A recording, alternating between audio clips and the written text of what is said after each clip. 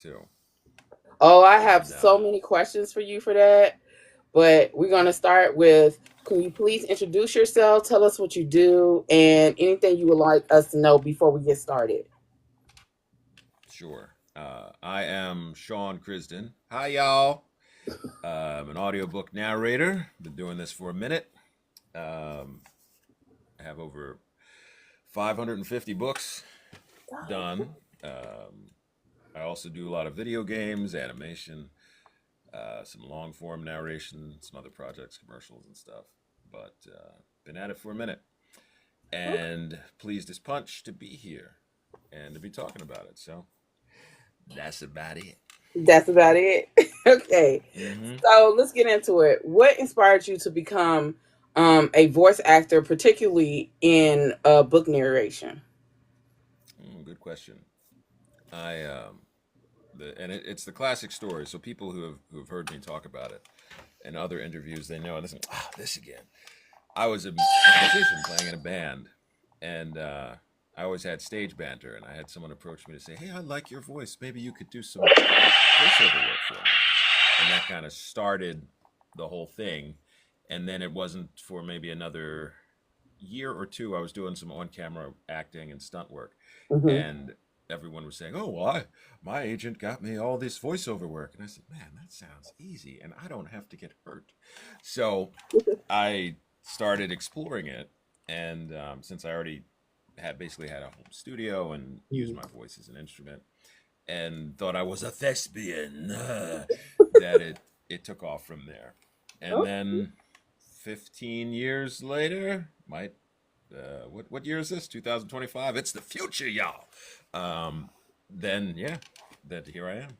Went full time in about I had started. I guess after about 6 months after I started, left my day job, and this has been it ever since. Well, congratulations. And side question: what type of band were you in? Rock, country, I what? was in. We called it progressive rock or divergent rock. So it was a mix of metal and hard rock with some jazz and classical influence undertones. Anybody who's into the progressive rock scene Mhm. knows some. It's kind of music for nerds. Not for nerds. Okay. Mm-hmm. Can you share how you landed your first audiobook that like catapulted you? Oh, this is a good question because my very first book I had auditioned for, and actually my very first job when I decided I'm going to be a professional narrator and all that was an audiobook. And Mm. I had never done one before, and I just basically was going blind. I had no direction. They just said, "Hey, can you narrate this book?" And I said, "Well, Mm. yeah, I'll give it a shot." And somehow that worked. And funny enough, um, I had listened to that the first book I'd ever narrated. I'd listened to Mm. again relatively recently. Whew, have I come a long way? I mean, sometimes when you go back and listen to your original stuff, you just like, oh, that was me. Because I go back to Sure. listen to like some of the book reviews that I did when I first Mm-hmm. started. I'm like, what the hell was I talking about? Right. But we So we grow and we learn, right? So this is exactly, positive evolution. So it's not a bad thing. We all start somewhere. So absolutely, sometimes it's absolutely. a little comedic, but okay. Yeah, Oh you yeah, know. oh yeah. Mm-hmm. What was the biggest challenge in transitioning from general voice acting to narrating full length books? It's look at you with all these good questions, and you didn't even send them to me me to get ready. Just springing them on me, pow, pow, pow. It's different Hmm. because I do a lot of character work too Hmm. for video games and cartoons, a lot of animation, Hmm. and the difference between going into work with narration. So, Hmm. in narration, I always say you don the mantle of the storyteller. So you're telling a story to Hmm. people, to the listener, and which for me, storytelling connects me to the earliest ancestors in any of our family Yeah. trees because you sat around the campfire keeping those saber-toothed tigers at bay Yeah. while one of the elders regaled stories of myth and legend and knowledge. So you knew what berries not to eat. You knew when that bush was rustling to go the other way. You knew all of these things. Yeah. And it's this connection and this transference of human experience through Hmm. the story. So narration for me is has a very special place in terms of, and this might just be me reading between the lines, adding subtext that isn't there, saying, "Yeah, well, this is important stuff, y'all. Listen."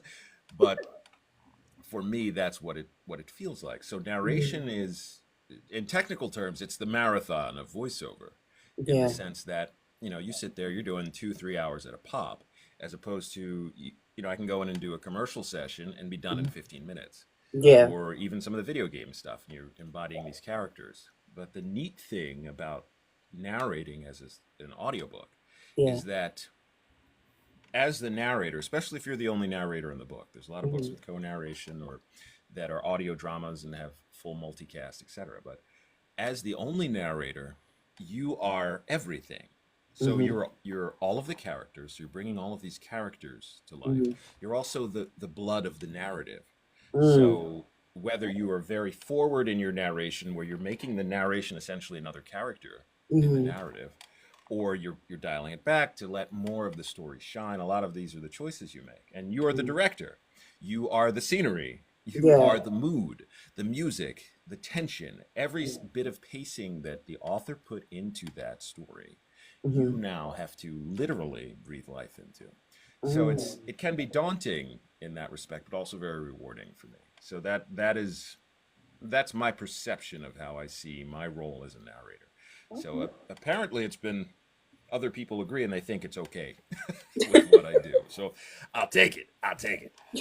So, how do you prepare for narrating a book, especially one with multiple characters? Good. Well, I just call upon all those different parts of me. There was a actually a TikTok that went around and said, when you're preparing for all the different characters and it's a guy in all these different wigs and costumes and things. Um, it's similar to that, Yeah. where when we all experience a piece of media, especially when it's something like literature, we're Hmm. reading it, we take a moment to appreciate what your brain does to Hmm. bring that to life. So I then take it a step further Hmm. and say, so all of the things that my brain has now envisioned and created, I Hmm. then make more tangible. So I have to be in Mm. tune with that and say, okay, so there's all these things, and I have notes on the characters and what I feel, how I feel the author has described them to me in the narrative, and the elements of them that come to life to my mind. Yeah. So being able to then extract that, Yeah. turn it into something, and then Yeah. spit it back out and try to make it make sense and be successful at doing that. It ain't easy, but it works in the sense that I feel like it's essentially play. I Yeah. get to play pretend, and here's the outline of what how we're playing pretend, and then however my brain then interprets that author's work, that is what comes forward in the narration, and I just want to say that's this always. before you start finish. You have this thespian, Shakespearean, Othello vibe going on with you, like Oh Edgar Allan shoot. Poe type vibe. Okay, I'm going to go with this. Although, if we're going to go from Shakespeare to Poe, if Mm. I'm going to go to basically the preeminent playwright to the father of Gothic intrigue Yes. and prose, I will take that. But I guess I'm in the right job too, in that sense that Yes. when I was a kid in school, I grew up in Philly, from Germantown, and being in school, and I Hmm. always had a voice that was unique, I guess you would say. Mm. And I skirted the line. They're like, "Well, you're too black for the white folks, and he's too white for the black folks. Right in the middle somewhere." So, but I always had this voice, and I would be the kid who was always happy to get up and read Yeah. in class because I love books and love reading, and the one who's going to read the book? Oh, pick me! And I always wanted to do that, and they would call me Radio Man because I guess I sounded like a radio announcer Well. in middle school, and that sort of stuck with me. But I took it as I became a musician, Mm-hmm. so I was playing guitar and singing. But Yeah. so when I finally transitioned into voiceover, it was really a natural and effortless evolution. Had left my day job. I was tired of it, and I finally said I'm going to make a go of it with voice work. And Yeah. I like to think of it as because I'm lazy. Now here's a secret, though. So listen up. This is a secret. So what we get real close, Teddy. Break you in on this. Um, I am lazy. I always say I'm lazy. Right. So when I say that I'm lazy, I mean that I try to find the path of least resistance when I want to Mm. do something. So when I discovered that my day job was swallowing my soul and there wasn't much left of me, I was trying to figure out, well, what am I going to do? The band I was in had broken up and I was sort of floundering. And Mm-hmm. I said, well, what? I took an assessment of myself and said, well, what skills do I have and what do I enjoy? What fulfills me? And it pointed to working in voiceover. And it Mm. just so happened through serendipity that things aligned in such a way when I was on a movie set for a movie that I won't name that rhymes with the gas hair fender and we don't talk about that movie. Oh, And the people there had kind of said, "Oh yeah, you should try it." And I thought, "Oh, that sounds like lazy. My lazy ass would really like that." And then I ended up there and pushed myself that way. So it was really just a bit of self exploration okay. and a willingness not to expend more energy than necessary. I Also, feel known that. as being lazy. I feel that. That pushed me there because you want to capitalize on things that you do well Mm-hmm. and that you enjoy. And when that can cross over with things that you can then monetize to become fiscally stable or Mm-hmm. to thrive monetarily, then now you're onto something. I think there's a Japanese concept called ikigai. I could be mispronouncing it. That's something similar of finding what fulfills you, what the world needs, and what can make you some money. So then you put those things together. Now you got some good soup, right? So I was fortunate enough to find the right confluence of items in that regard to that got me this far. What the future holds, but we're going to try to keep the party going. So, do you prefer to narrate fiction or nonfiction, and or both, and why? Hmm. Good question. Good. I think I say that after all your questions. Oh, good question. Ooh, good. Yeah, girl. That's yeah. You did some research. Um, it's I like nonfiction Mm. if it is meaningful. So I've done a lot of books related I saw your Martin Luther to King Jr., your the Malcolm struggle for X. civil rights and Yeah. elements of historical fiction. I love it's a topic that I love that's very near and dear to me, especially Mm. with current events in the world today. Mm-hmm. And so I love that for nonfiction because I love the ability to continue to shine a light on topics and issues that challenge us as Mm. a people, as a society, and to hopefully be able to help more minds become receptive to it and move Mm-hmm. toward better solutions for us. Yeah. Then I love fiction because I love to play. I love to play in imaginary worlds. So, Mm-hmm. and the amount of books I've done now, most of them are romance and erotica. Mm-hmm. That's right, yo. But a lot of them, I love sci-fi. I love horror, and I haven't Mm. done a lot of horror, but I love horror and sci-fi and fantasy. In fact, I just started a fantasy book today called "The Beastly Crown" about a lion shifter.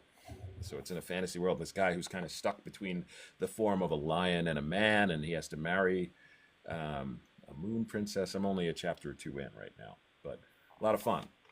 Mm. But again, I get to play in all of these different worlds. And even if it's fiction, genre fiction, I'm a fan of Yeah. everything from obviously romance and horror and a lot of the fantasy work.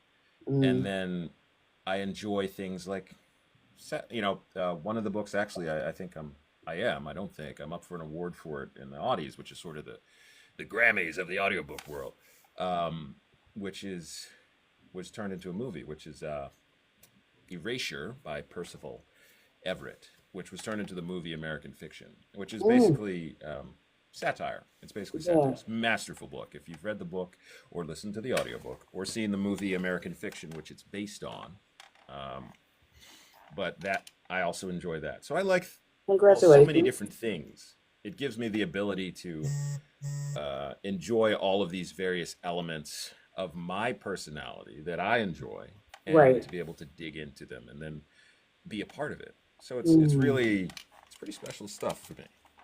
So, how do you develop like distinct voices for different characters in any book that you've done?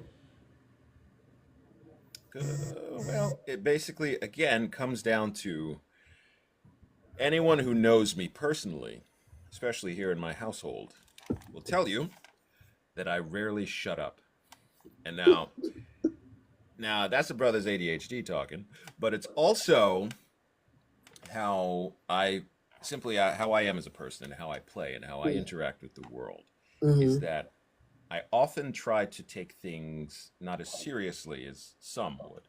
So I Mm-hmm. like to play. I like to have fun.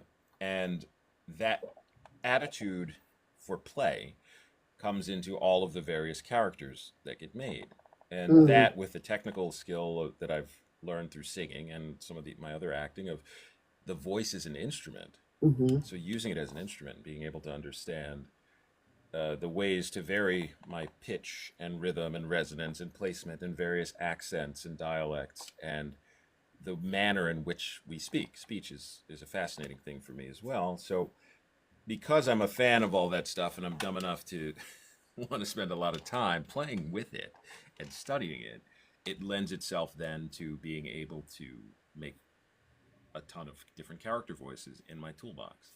And there are a lot that I fall back on that are my old standbys. And then every then and again, I pull out something new. And it's fun to play with. And you throw it in the toolbox and you say, I'll save that for later. And that's how we do it. What's your process for conveying emotion and tone while maintaining a consistent performance throughout a long narration? Hmm. Hmm. Good. Look at you with these questions. I am. You're digging, just digging in there. You're just right at it. Because I'm curious. I'm curious. When it comes to narrators and voice actors, I'm always curious. Um, I am just now getting into audiobooks, so it's just Mhm. I'm curious, just like I am with authors when I interview authors. I'm curious about their writing style, their process. I want to hear it all because we love these books, and I just want to know. So same with audiobooks.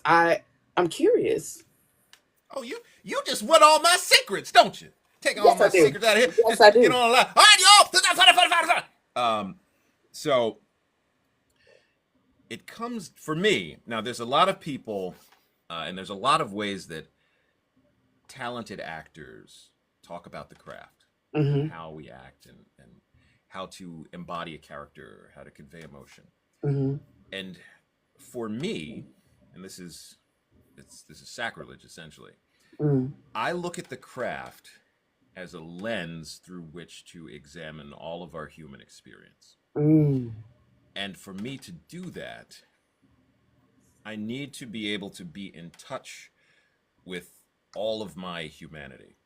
So, in the Mm-hmm. sense that I need to be able to feel, I need to practice empathy and compassion and awareness and understanding. So, not just in my everyday life, but also when I am looking in the context of a script or a manuscript, a book, I need to be able to be comfortable enough with who I am Mm-hmm. to feel everything that is felt by whoever they are, whatever is conveyed in the script, so that I Mm. don't create an obstacle between myself and that experience.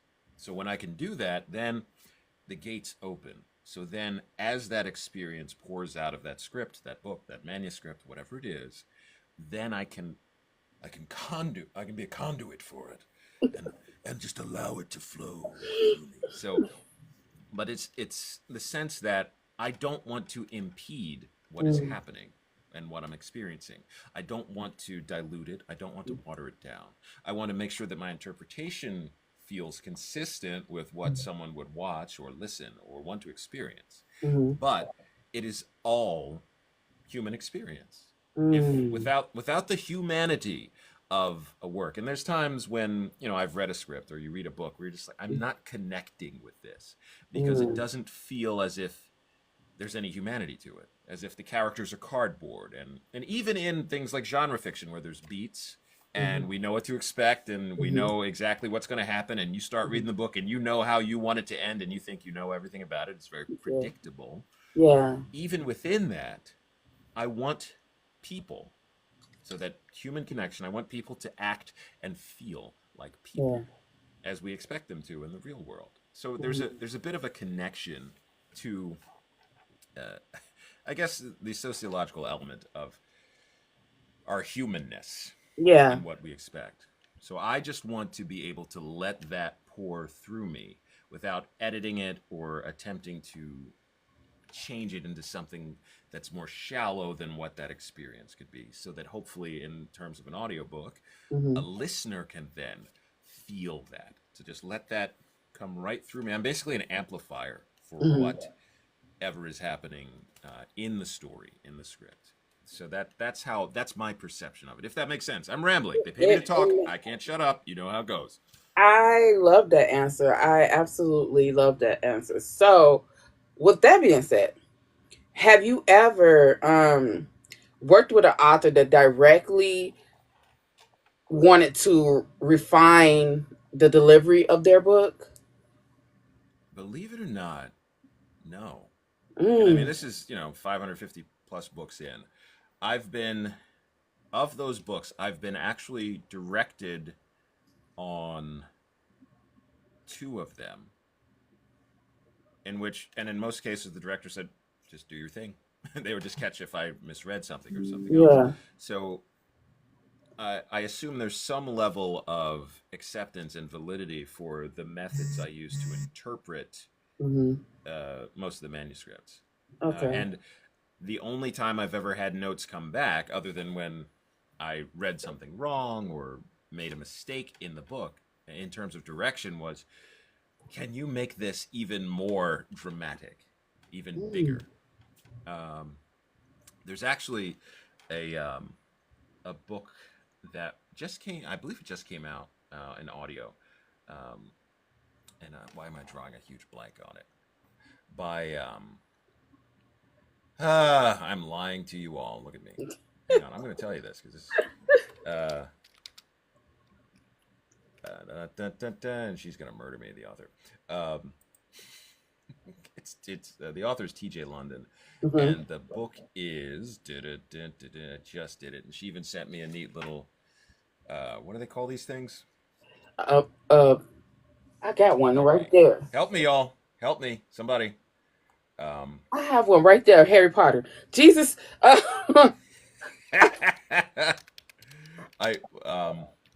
I know what you're what do saying. they call these? Pop, Pop, pop Funk something or Pops. something. There you go. And it's, Funko. I get it. Yeah, I do Funko Pops. Thank you, thank you. I do a lot of them for some of the video game stuff I do.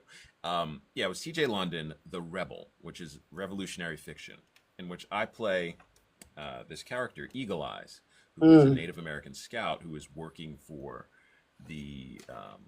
He's basically kind of working both sides for his own Hmm. goals. I can't give it away, but after I had done like the first bit of the book and sent it in, and both the author and the producers working on the book, they said, "Well, can you make it even more dramatic?" They want drama dripping from it, and it Mm. makes. I said, "Yeah, I can do that, y'all. I can do it. Okay," and it makes for such a fun book that it never lets up, because it's really heightened, almost this sort of I won't say parody of drama, but it's heightened to the sense of where it's almost a hyperbole of drama, where it's just Mm. so much more, and it's so much fun to listen to. Mm. When I listen to it, this is fantastic. Where usually a lot of times we're striving for pure realism, more or less, Mhm. but this book is an action movie, Mm. and in terms of in audio. So I always tell people, check that out, see if that's your thing, because I was digging it when because I was like, I don't know, that seems like a lot of yelling, but it works out really well. So in that case, yeah, but fun stuff. So, how much research? All right, how much research do you do before narrating a book, especially to historical or culturally? specific content? Mm-hmm. Mm-hmm. Not a lot. Not a lot. Now, look, I'll be honest with you. I ain't gonna lie.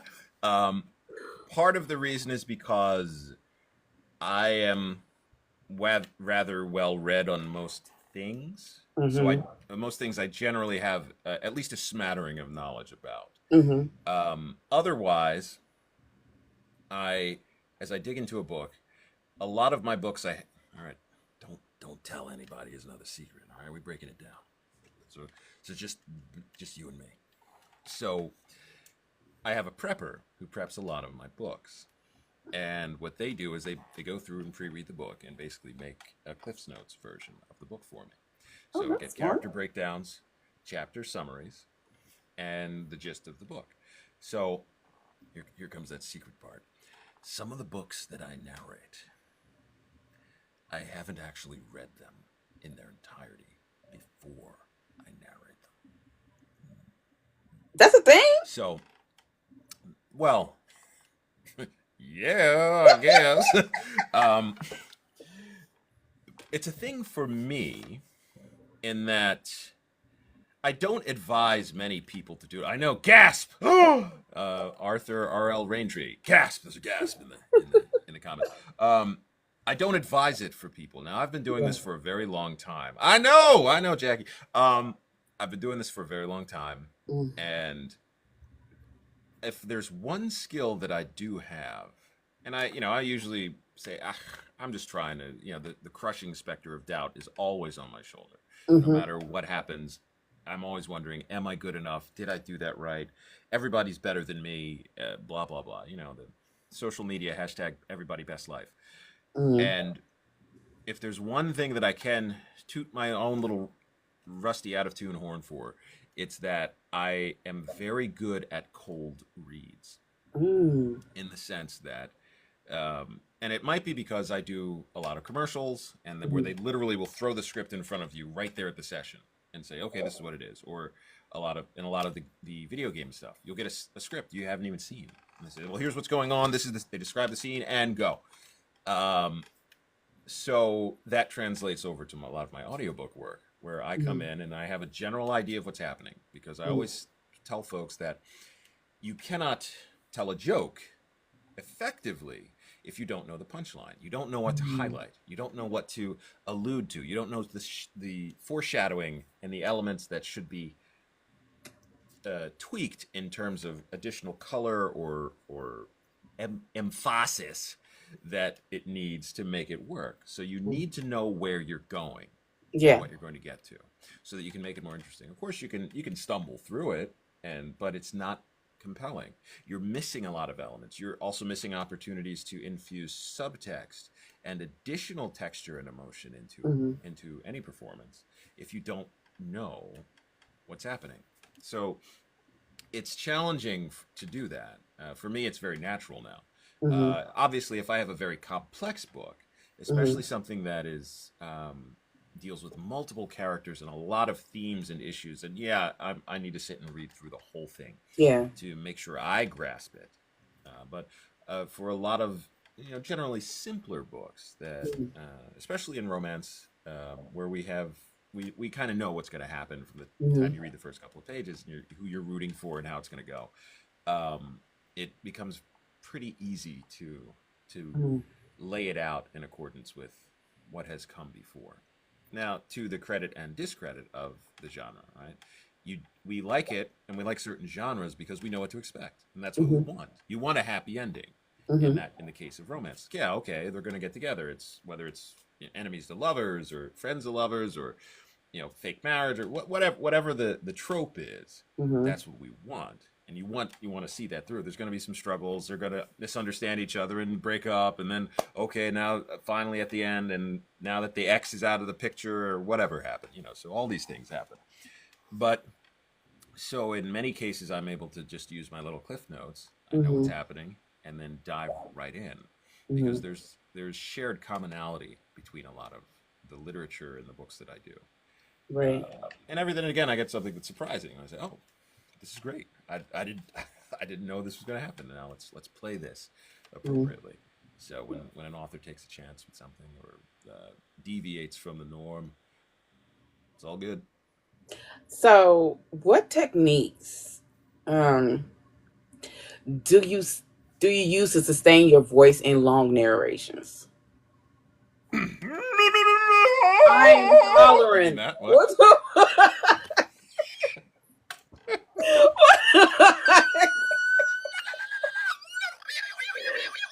Well, Oh, Jesus.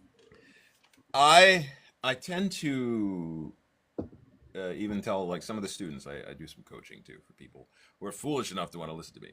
But the idea of voiceover in general is that your body is the instrument, so it's not just your voice. So you have to look at it holistically. So Mhm. I still get up in the morning and go to the gym and do resistance training, a lot of cardio and hit work because I like to stay active. If I don't get active, I get a little crazy. Y'all see me running out in the street with a loincloth and like a mallet trying to hit people. If I I don't honestly burn that don't think energy none away. of them would care. I don't. I honestly think Mm-hmm. they would probably enjoy it. I don't think they would care. Maybe. I have the loincloth in the closet. Stop Mm. it. So, but I believe that working the body, and you don't have to go crazy, but go for a walk, get a little Mm. cardio in, do a little resistance training, especially as we get older. I know some of you are getting older. I've heard that that's a thing, this whole aging thing. But so I do that. I try to be mindful of what I eat. Mm. Um, and I mean, look, sometimes you got to do it, right? So Yeah. sometimes it's barbecue and hamburgers, and I don't stop until my belly hurts, and that's just how it's got to be. Just accept Mm. it, move on. But other times I try to generally make decent choices with what I'm eating and what I'm Yeah. consuming, how I treat my body. Mhm. So I personally I don't smoke and I don't drink. I know I'm no fun at parties. I'm always a designated driver, but um, it That's helps good to to know. That's yeah, good to that's know. I'm a cheap date, right? So, That's good to know. but it helps me. Mm. Um, but if other people enjoy it, I don't yuck anybody's yum in that Mm. regard. But I just try to generally eh, um, treat my body kindly so that it will Mm. perform the way that I want it to. So that then Right. applies to my vocal performance. Mhm. So if I need to do a 3 hour or a 4 hour video, a lot of time the video game sessions are 4 hours and there's lots of strenuous stuff because you're always dying in some way and screaming and fighting. You need to be up for it and you need to be able to handle that physically, not just Mhm. emotionally or whatever's going on in the context of a script, but physically. Can your jaws keep flapping, and can you keep putting it out? So it's challenging. It's challenging. Okay. So, as a black male voice actor, um, do you feel there are enough opportunities in the audiobook industry for black narrators and voice actors?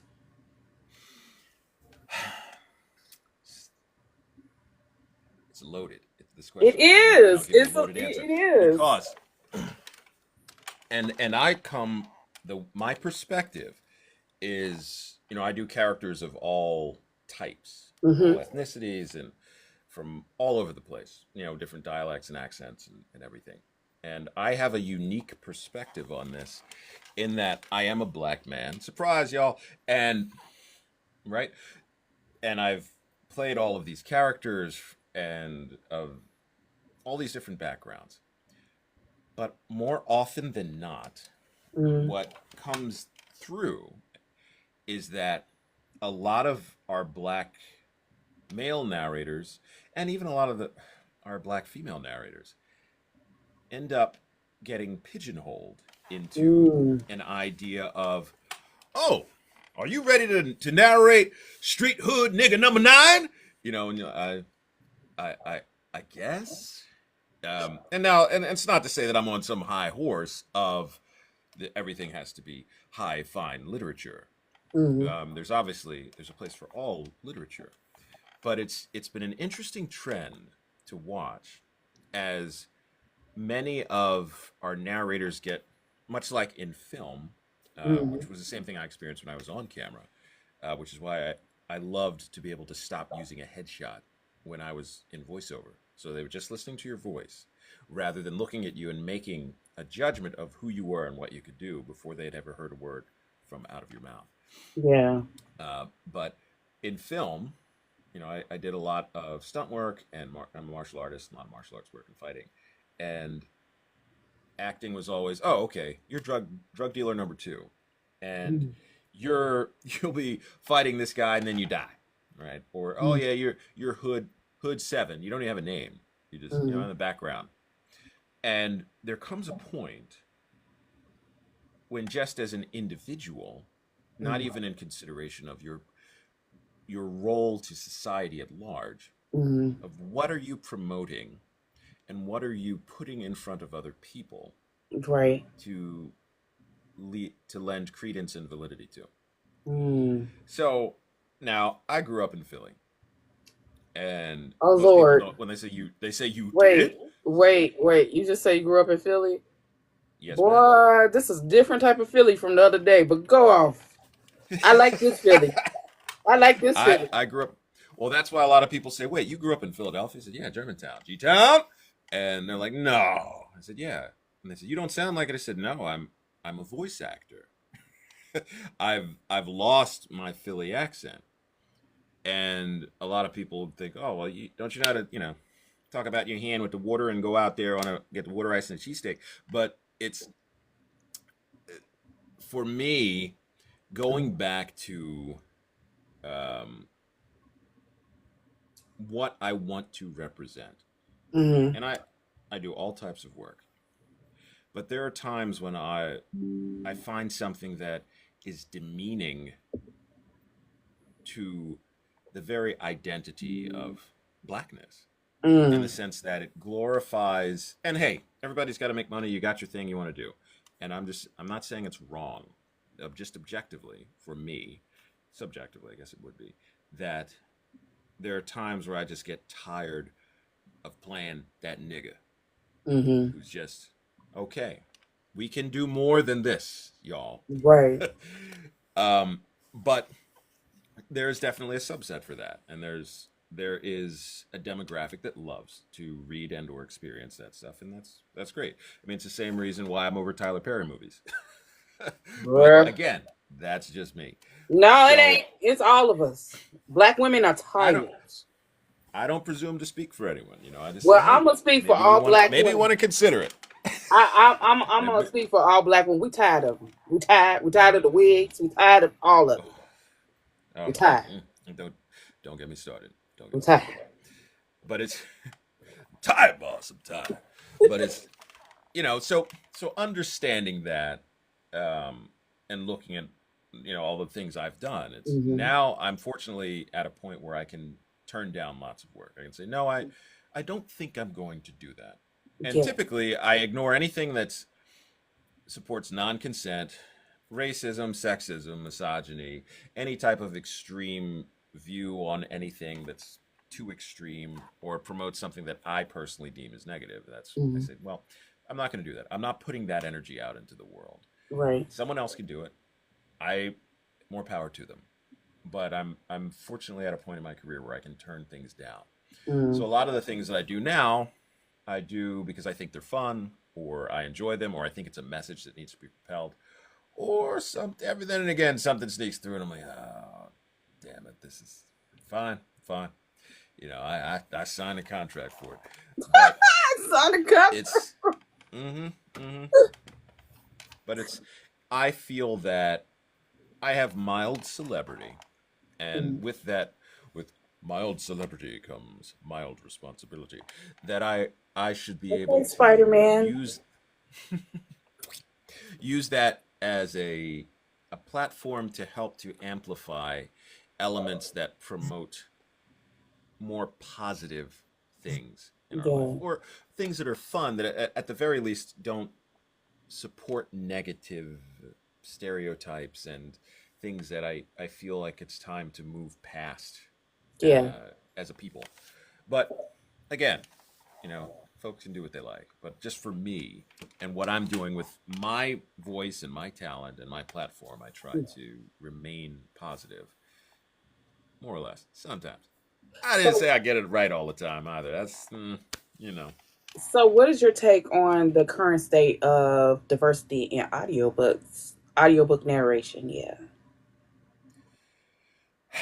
Aren't we going to get an executive order to make sure the DEI gets? We suck it all. Oh wait, I'm not. Oh, no politics. Wait, they're knocking on the Oh, door please, already. just They might drag me out of here. talk, Um, talk all you like. It's free speech around here. yeah, it is. It is. We'll see how long we get it. The I think audiobooks as an industry Mm, has grown leaps and bounds, in even in the time I've been doing this, in mm-hmm. the 15 years that I've been flapping my gums in your ear balls, and I've seen it change dramatically, Mm, in the sense that when I started, there weren't really many opportunities for diverse narration, mm, and they were there, but relative to now, I think we've seen significant progress in the ability of not only authors to feel free to write with diverse characters in mind, right. so that we can have a lead character in a book who is not a white dashing male, but it Mm, also not be relegated to, oh, that's in the black books back in the back, y'all. That's black books. mm, So that you instantly don't get a book that just says, oh, well, that's a black book because it has a black main character in it. Or mm, that's an Asian book, it's an Asian main character. mm, We're slowly being able to understand that this is again a book about human experience, mm, and it deals with the experiences of human, and not to diminish the individual experiences and struggles of various persons of color or various persons of any minority. So, mm, I do a lot of books that are male. So I mm. narrate a lot of work Oh, I have that so are many questions for you because that's one of my favorite mm-hmm, genres. mm-hmm, solid. If you definitely want the struggle against all, that's especially male, interracial, rich, poor, ooh, ooh. But um, all of these things have more opportunity now Yeah. in this current moment than they did 15 years ago, which is fantastic Mhm. to see, in the sense that there is more diversity available Mm, that is being written, that is being narrated, that is being consumed. Now, yeah. there's still things that are hiding off in their own little walled-in gardens. Yeah. That some things haven't broken mainstream yet, but I think we're making progress. Slow, but relatively steady. There are definitely some ups and downs. I mean, there's even, especially in the concepts of gender equality Mm-hmm. within audiobooks, there's the ever going battle of male narrators being respected more and being paid more versus their female counterparts, which is challenging. I mean, even I took part in a lot of discussions about that and a lot of ways to just shed light on the fact that, okay, we want some parity here, y'all. It's 2025, Yeah. but trying to there's so many avenues that need to be challenged to have their cages and chains, pun intended, rattled, that Yeah. it's it, it can be overwhelming. So I try to pick some battles and leap in when I can, but I'm always one to ultimately tell folks, listen, compassion, empathy, acceptance, and understanding, Yeah. and inclusion. I know they're all, again, they're going to be knocking on my door, coming to drag me out for even saying those things, apparently. But Yeah. that this is the world can function with tolerance rather than intolerance. But who knows? Who knows? I'm just a dude that tells y'all funny stories. So what I do I know? I have a question then. Are there Mhm. any black authors whose work you narrated that you think deserves more attention? All of my favorites. I always talk about Christina Jones because I love her dialogue and her characters. Like, like Sherelle Green, and the I did all of her Crown Legacy books, which I absolutely love. I mean, I laugh and cry through all of those books every time I narrate any one of them. But I just finished Joan Vassar's Sweet Honesty. Yes. Yes.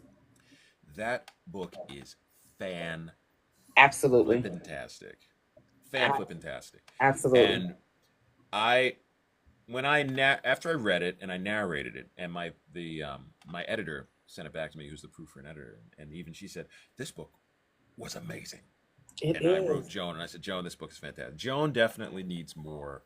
The Abs- book is just, and I'm about to do the sequel to it, y'all. It's about we better get on Wait, it. you're That's doing coming up. bittersweet? I am doing bittersweet. Oh my god. In where's my calendar? Hang on. It's coming up. I think it's next month. Yeah, the narration of that is next month, and Oh, it is just such a well written book, and it's well written in the sense that it feels real, yes. and you never once think, "Dummy, why did you do that? Don't say that to you know." When you're reading these books and like, "Don't get that. Who Well, says hold that? Who up, says because that shit?" now You know. wait a So minute, because Lamont had me 10 shades of hot. but Lamont was that kind of person, right? So I you never know. you I you know. never felt that the characters behaved outside of something that was just a trope or a plot device to advance the Mhm. plot. Where it's just like, what? Why did this even? What do you know? Don't know. You know, where you read the book and you're yelling because it's just that it doesn't make sense, or an Yeah. author has just kind of written themselves into a corner and they Yeah. need to advance the plot to a certain turning point. So then here comes a plot device to help us get over that. And you're like, what? Where did what? Or Deus Ex Machina, or something happens that just you're just like, where that? Come on, man, come on. So, but I never once felt that in that Yeah. book. And in fact, it's just so I cried. I could believe it. It's I such cried an and amazing, well written, just teared thought up. out Green Book in the book story. Like it's Mm-hmm. amazing. So my next question is about Sweet Honesty. Sweet Honesty, for those of y'all that don't know, is by Joan Vassar. She's a historical fiction author, historical romance author, and is beautifully written layered story set in what the 1950s The in New York. 50s. Queens, it's Queens, New York, right? In Yeah. Queens, New York. And it explores both the history and romance of being in a male in love with another male and the dynamics of, the black culture surrounding that. So as a black male narrator, how did you approach balancing the duality of the femininity, the masculinity, and male on male with each character? Hmm. We're back in advanced English lit, aren't we? So, As they say, um, black women are the smartest educated women on the planet. hey, you will hear no arguments from me. Um, it was that book was challenging because I had to consider it prior to starting the book of Mm, how I wanted to represent what she had written, because it was mm, so for me that book was just very real. It was mm, very real, and it's one of Joan. She didn't have to put any major revelation in it, any action packed car chase, or the killer from the X comes mm. back with.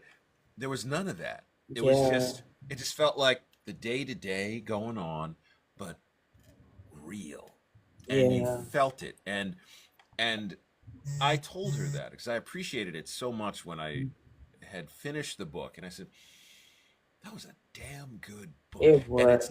it's not often that I say that. And I've narrated lots of books and I read a lot too, but I was shocked that it it was actually getting some resistance from some of her readers Yes, it who who was. who were having their own prejudices and challenges with some of the Hmm. issues in them. And work it out, y'all. But it was uh, that is good literature.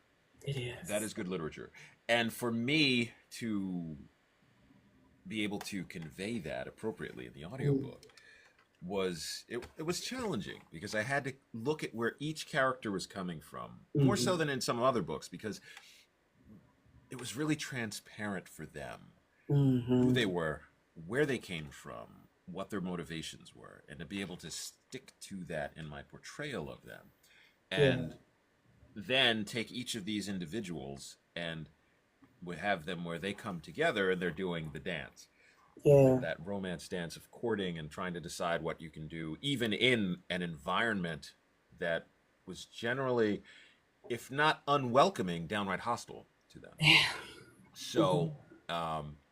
it was really good, and it was really challenging for me, and I really enjoyed um, portraying it that way. I feel like Joan gave us both $10 and was like, "Talk about my book," but it was such a good book.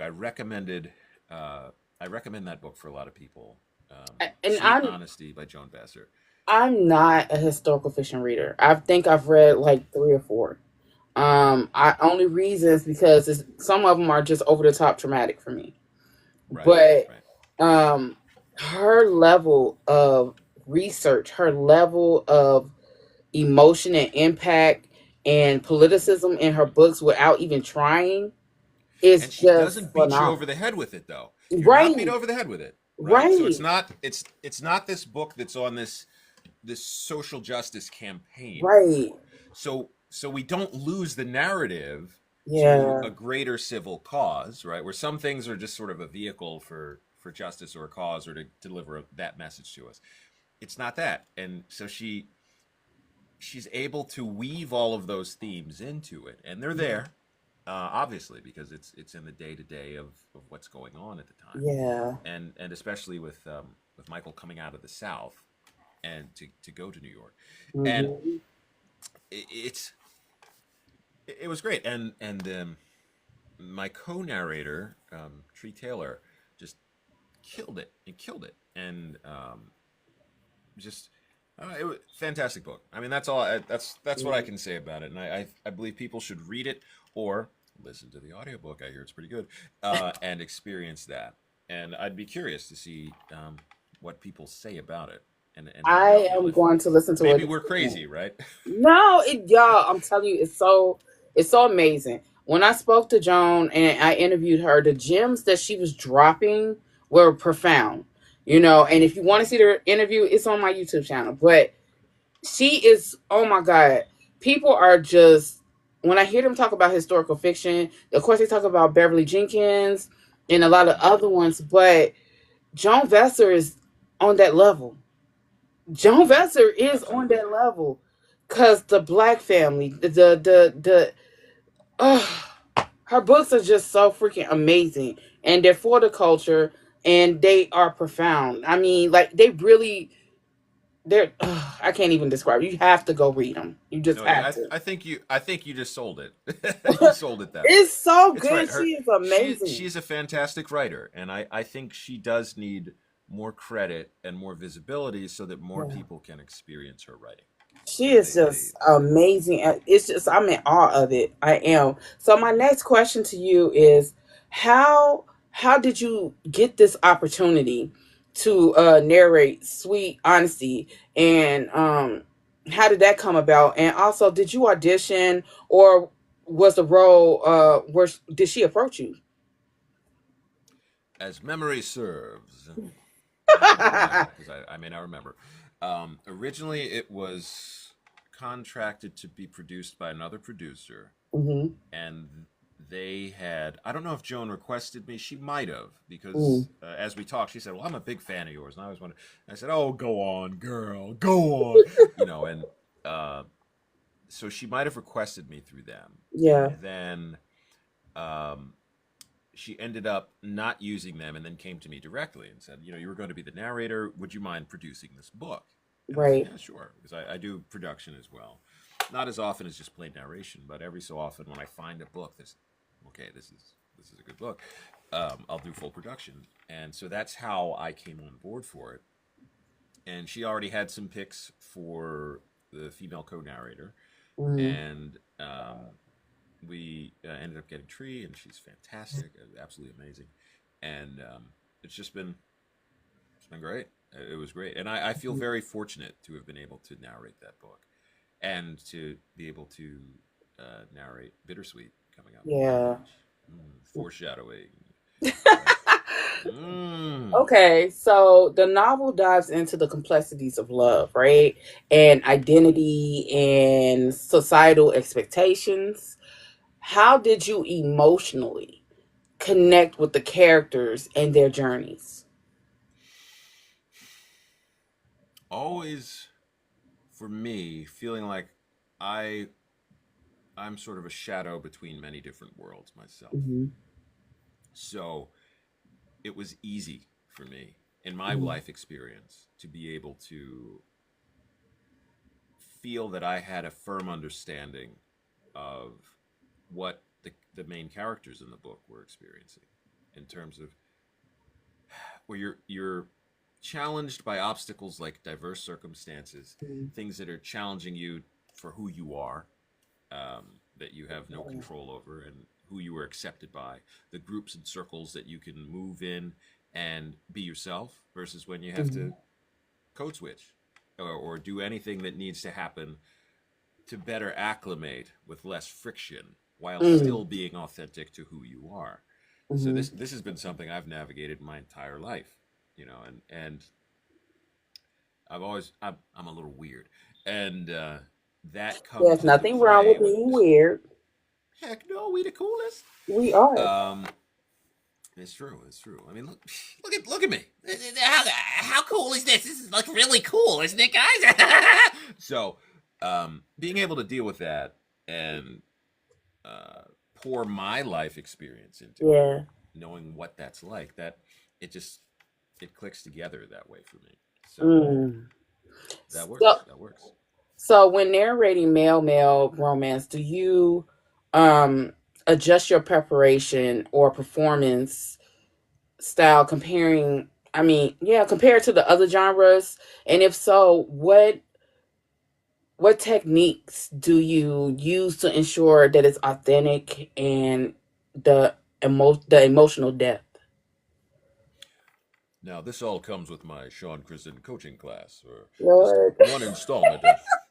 Now, so for me, the narrative tells you what it needs. Mm, So when I say that, and that just means that as a talent, I need to be sensitive and aware enough to listen to mm, what the narrative tells me it needs. So even within a single book, my narration style can change. yeah. So, some books are written and they're real snarky, right? And just a lot of attitude, or kind of comedic. Or some are written and they're very stoic and laid back. Some are written and they're real hard. You just got to come at it and do it. Yeah. And others, even when you get into scenes, say in romance, Hmm. where there's a sex scene, Hmm. how is the scene written? What does the scene demand?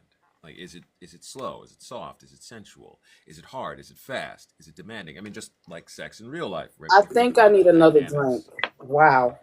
but well, that's. I'll drop it on the people that way. They say, "Oh, wait, there's dynamics and yeah." Well, what are the dynamics, right? Are you dominant? Are you submissive? Are you somewhere in between? Are you playing that verse role? What are you doing? You taking on the bottom, and are you pushing back? So we're trying to pull all of these, again, life experience, because Hmm. it's art. This is all art. Art Right. imitates life, and life then will often in turn imitate art. Excuse me. But all of those things then inform that. Right. So how we portray something, how it literally comes off the tongue when I'm narrating it, all of these things add the color and the experience of whatever that scene is, specifically, but whatever that story is generally. So there's various ways, much like when we're talking to a friend versus talking to an authority figure, our boss, Hmm. talking to a parent, Hmm. talking to someone you have no respect for. Yeah. The way that your speech, your demeanor, your body language, your word choice, the how sharp your tongue is, all of these things tend to change somewhat. Mm. So that's the same way I treat a story. Mm. And you break it down by the scene. You say, all right, what's going on in here, y'all? So then we want to convey it in a way that supports the narrative and Mm. supports the emotion. And again, back to that human experience, right? So that's what I think any kind of art is. And it doesn't matter what kind of art, if it's visual art, music, literature, dance, all of these Mm. things, poetry. I think that art is communication. And Mm. specifically, it's the communication of human experience from one human to another. I always say that any type of art, the worst thing you can do Mm. for any type of art, the worst way it can be received is with apathy, meaning that there's no Mm. response. Just, I did this thing. What do you think? And it's just, hmm, that would be the worst thing. For Yeah. me, I'd rather see a scathing review of something I did. Yeah. I hated it. So I want them to tell me that they loved it or they hated it. But I'd rather Yeah. see a scathing review than nothing at all, because I Mm. know then I still did my job. Maybe not well in their opinion, but I communicated something to them that Mm-hmm. evoked a human emotion. So Wow. then the art was successful in my opinion. If they loved it, great. Then maybe I'll get to do more of it. But all art is human experience communicated in a medium, in a way that you say, here's the thing. It's a play, it's a TV show, it's a movie. Yeah. Do you feel something? Does it Yeah. make you feel something? Even if that feeling is, it made me laugh, or I forgot about my day, and I could get good, Yeah. good. It is succeeding in some goal of communicating to you. So Mm. for me, that is what art and the creative spirit is about as a human. We'll see what the aliens, when they show up, and what they do, and the blip blap on the flork snork. But art is human experience, and you want to be able to feel something, whether they Yeah. hate it or they love it. Just don't give me apathy. Don't give me that mm, response. Yeah. Something didn't connect. Either that, or they're some kind of disconnected sociopath. Who knows? But Wait. Please don't say that. Don't say that. You know why? Because I am one. No, well, Yeah. let me check that box off there. Okay. All right. Well, no. I'm being serious. I am one. Okay. Okay. But I'm one that just logically doesn't have the emotional aspect to it sometimes. Look, I did 10 years in mental health. I know all about it. Yeah, so Okay. I just wanted to let you know. Don't say Okay. it. All But right. but uh-uh. What has been the most rewarding audiobook project so far and why? Hmm. Hmm.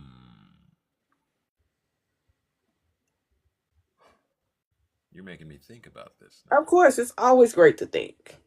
Logic It is my is. favorite thing to have. I try to avoid it. It often leads to conclusions that we don't want to face. Uh, hmm. My most rewarding. Mm-hmm. Mm-hmm. Well, let me. So I'll split it. I'll split it into a couple subsections. Okay. So, um, the first audiobook to make me sob out loud, right? And Mm-hmm. this is rewarding because I often, feel like I'm pretty jaded. I've seen a lot of things. Let me tell you, see that maybe cry like a baby. Um, the first one to make me sob like a baby Mm-hmm. um, was uh, um, it was Freeman, the book, which is a slave, well, antebellum South, Mm-hmm. semi-slave epic by Leonard Pitts Jr. And it was at the end of the book, and I'd finished the book, and it's basically historical fiction about a freed slave living in Philadelphia, who goes back to the South to look for his still enslaved wife, who's basically, I think she might have been sharecropping at that point or something, but she essentially she was still a slave, because we know it took a long time for the Emancipation Proclamation and news of it to fully liberate everyone. Yeah. And the conclusion of that book, what's actually in the audiobook, I believe, was my third take, and I'm still crying. But the first one was in. I just broke from the weight of everything in the book. So Mm. that one was extremely rewarding for me, because it broke the boundary that there's always this little thin veil of me and the work I'm narrating. Even when I try to keep the door open and let the flood, there's all you know, in many cases that okay, I'm performing, Yeah. but that one tore that right open, and I Mm. just bawled like a baby. It was very emotional for me, and I had cried in other books. There's another book that had a horse death, that had me sobbing. That was either, I think that was Keeping Promise Rock. I ruined it for those who hadn't heard it. Don't forget that I said that. Spoilers. But yeah, there was an event in that book where I was crying and sniffling, Yeah. and I remember telling the author, "I hate you for this, what you did." Oh. But yeah, Freeman was one that I literally saw. I mean, like ugly cried at the end. It was something. And that one actually went on to win an award, that was gratifying. That I felt Mm. that it was a fantastic book. Leonard Pitt's a fantastic author. So that's one that was very rewarding, in that it shed the final barrier between me and the work. Yeah. But there was also, let's see, Long Shot, by Kennedy Ryan, dealt with some very strong themes of abuse, Mm. and another fantastically written book too. But that one affected me in the sense that it stayed with me for a long Mm. time. Where usually I'll finish a book or a project and right on to the next one. That Yeah. one lingered for a while, Mm. just because of how, not just how graphic, but the ramifications of Yeah. the events in the book, definitely stuck with me. So that one, and a reward in this case isn't always necessarily a positive reward, but it's something that I feel significantly changes my experience and my perspective of things. So that Yeah. was one that was there. So that one was tough, and I still think about it from time to time. Way to Mm. go, Kennedy. That was, Um. and I'm trying to think. I'm trying to give you the old triple threat, because it's not just necessarily me sobbing like a baby and being traumatized, Right. but There's nothing wrong with it. I I love that you do. think I would go, but again, I try to also position myself for positivity as well. But Hmm. exploration, I always come back down to human experience, and human experience is objective, right? So there's Yeah. good and bad, and that's how we interpret it.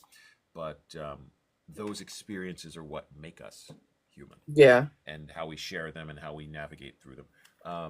Yeah. I tend to always give a shout out to Sherelle Green and Mm. the Crown series, because one of the last books I did in the Crown series, which was Hollis's book, for those of you who are following the series, and Hollis is kind of the jokester guy of it.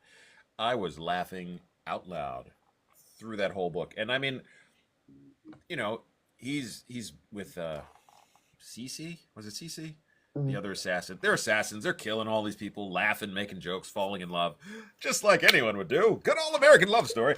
And I was just cracking up through the whole book. That was a good one. So that I always love I think for me the reward is when a book affects me in some Mm. way. Where you're not just I go and clock in, do your job, blah blah blah.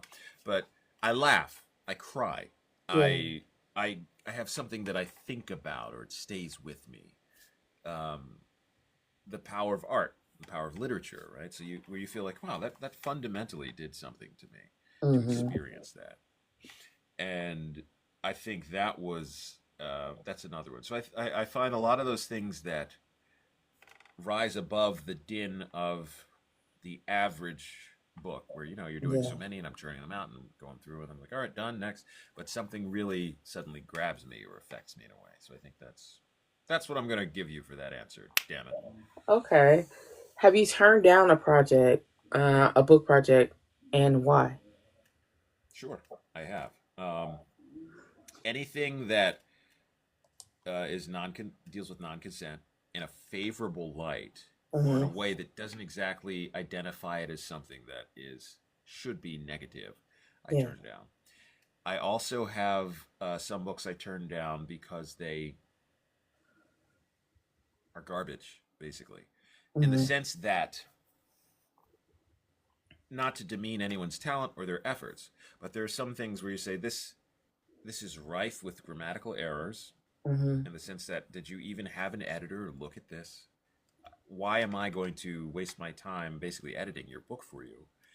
And or it's from an author whose viewpoints either I don't agree with or I just don't gel with the way that they write, with their Mm-hmm. craft. And there's many other narrators who can. But Mm-hmm. for me, at this point, again, at this point in my career, I I want to do things that I enjoy, Mm-hmm. and I can take that and make that happen. So if it falls on my list of no topics, then I don't do them. Mm-hmm. Non-consent, extremism, racism, sexism, misogyny, blah blah blah. Some of that is starting to stretch out to some things that are questionable. There's a dubious consent. There's consensual non-consent, and when you get Yeah. into some of the more niche kink genres of things, but um, I I just want to make sure that the books that I do, by and large, and every then and again, some sneak by again, I signed a contract, um, are not at the level of what I would expect for a published author to do. So Mm. sometimes that comes through. We're just like, this feels like a first draft. Where things just aren't gelling, Yeah. things are forgotten, there's gaping plot holes, and I mean sometimes that sneaks through, and we've seen it in other types of media too. I mean, you see it in TV and movies where you're just like, what did I just watch?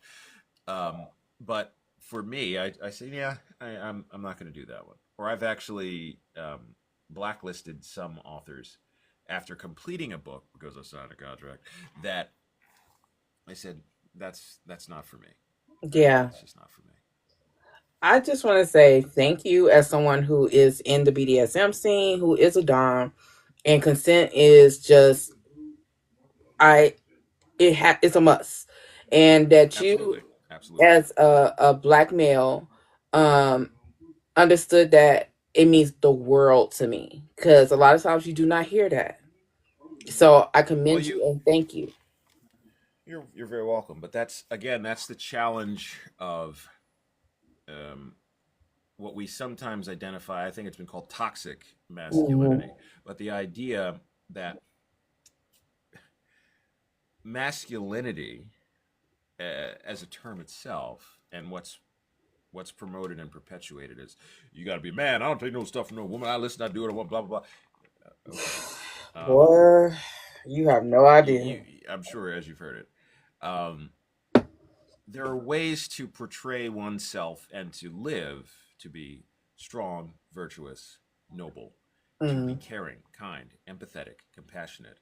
Those are elements that I subscribe to in terms Mm-hmm. of masculinity. Um, it doesn't mean you're a jerk. It doesn't mean you cannot listen. It doesn't mean you can't cry, that you can't have compassion. And unfortunately, so many people that I grew up with, especially in black culture, Mm-hmm. grew up being taught that men can't cry. Men can't express their emotions. Men can't be sensitive. Men can't care. You have to be this the stereotype of Woo. what people identify a man to truly be. And so many of my friends and family were disconnected. Again, I go back to it like it's a catchphrase, from their humanity, from their Mm. very humanity, and so caught up in this caustic terminology and ideals of who you were supposed to be. Who are you supposed to put this front on of being? To, well, this is how you get respect, and this is how you do. Mm. It's one of the reasons why I ended up leaving the city anyway, and I live in the desert now. But it's it was challenging, when you're dealing with the concept of culture and socially transmitted cultural ideas Yeah. and stigmas and an ideology, almost a dogma that comes with being black or being living in the city or living in the hood or whatever it is, however it links you to it. Where I always say that the majority of my friends where I grew up, you weren't considered a man unless you had a baby mama, had done time, and were slinging drugs on the corner. Like that was what you did. And if you didn't do that, then you were looked down upon. You were nobody. You were weak. And all right, then I guess I'm weak because for me, like I said, I've always been weird, and I don't always subscribe to what the popular culture is doing. I can Not I that can that's yeah, necessarily a good thing, I can but yeah, guarantee I you and it's I not so the I'm popular. strange, It's not the popular and I culture. always yes, ma'am, yes, ma'am. I try to put more good into the world than I love than that. bad. I love that. It's not an easy task. I mean, even now, when you had said you'd messaged me today and said, "All right, well, I'm going on TikTok Live." I haven't been on TikTok in weeks. I have Mm. basically been on a social media blackout. Anybody who's followed me may notice that I've hardly posted anything this entire year Yeah. because I'm reevaluating again my position and my voice and what I want to put out to the world, in addition to the platforms that I want to do that with. So that's all I'll say with that because I don't want to get your whole live banned. Oh, you're they're not coming. because what They've I'm been knocking on about the door. because what I'm about to say probably get me a restriction, but it is what it is. I'm used to it by now. You are a breath of fresh air because the other day I had to deal with a very toxic author that Mm, unfortunately, yes, it got a lot of views, it got a lot of attention, but it was something I didn't want to be known for. And he was very toxic to black women in particular. He wanted us to be in our place. He wanted to understand basically have servitude, not partnership. And he didn't talk about his books. He talked about how black women were the problem. And he gave us this derogatory, oh, we have an attitude. And when I wouldn't feed into it, he was loud. In my head, I was knucking and bucking and ready to fight. But, I just could not give him what he wanted. But just the asinine attitude that he had towards black women, you coming on here and talking to me like a human being, like adults, is refreshing to me and my spirit and my sanity. So I love it. I love it all. Okay. I do as well. I'm sorry you had to deal with that, but we have to understand that And he was those from Philly. people. Oh He man. kept saying, I'm from Philly. I'm a hood Philly nigga. And that's how we do. I'm an OG. I know how I'm speaking for all men. That was him Mm, yesterday. I'm sure. Thanks for that. There Yeah. are people like that in the world, and you can believe what you want. Mm. Right? We were given free will. You Yeah. can choose to believe what you want. Yeah. When you utilize that thought and ideology to essentially bring harm to others, Yeah. to the sense that you limit them and their freedom and their expression, and you want to subjugate them, Yeah. that's where we have a problem Yeah. because no human has the right to put that power, to lord that power over another. None of us do. Mm. And throughout our history, we've seen it happen time and time again. I mean, essentially, human history is nothing more than one human or group of humans Mm-hmm. attempting to maintain wealth, power, Mm-hmm. information from another group of humans. So it's Yeah. this kind of subjugation, and we're weaving in the middle of all of this. Yeah. The acquisition and maintenance of wealth, power, info, and resources is kind of drives humanity. Not love, not caring, compassion, Yeah. kindness, the common good, the things that would help all of us. Yeah. And it's always disheartening to me to hear someone promoting those views. And hey, you can It take your almost made me views and want to run with not do that. reviews. I almost hit you up. I was like, you know what? I don't think I can do it today. Okay, Almost, I got because you. I was exhausted. I got you, girl. I got you. I got you. I was But exhausted. well, it is exhausting, um, and especially when in your position where you've given that a platform, and you have to walk between worlds of being the host Mm. and entertaining that versus ready to warm up a good solid pimp and backslap is. Mm. But I mean, hey, everybody has their opinions, right? So let me ask you Um, this. Let's deviate from the dumbass that I interviewed yesterday. Bless his little heart and the lady in that her couch that got to deal with him. Um, do you have a favorite line or passage from a book you've narrated that still sticks with you to this day? hmm,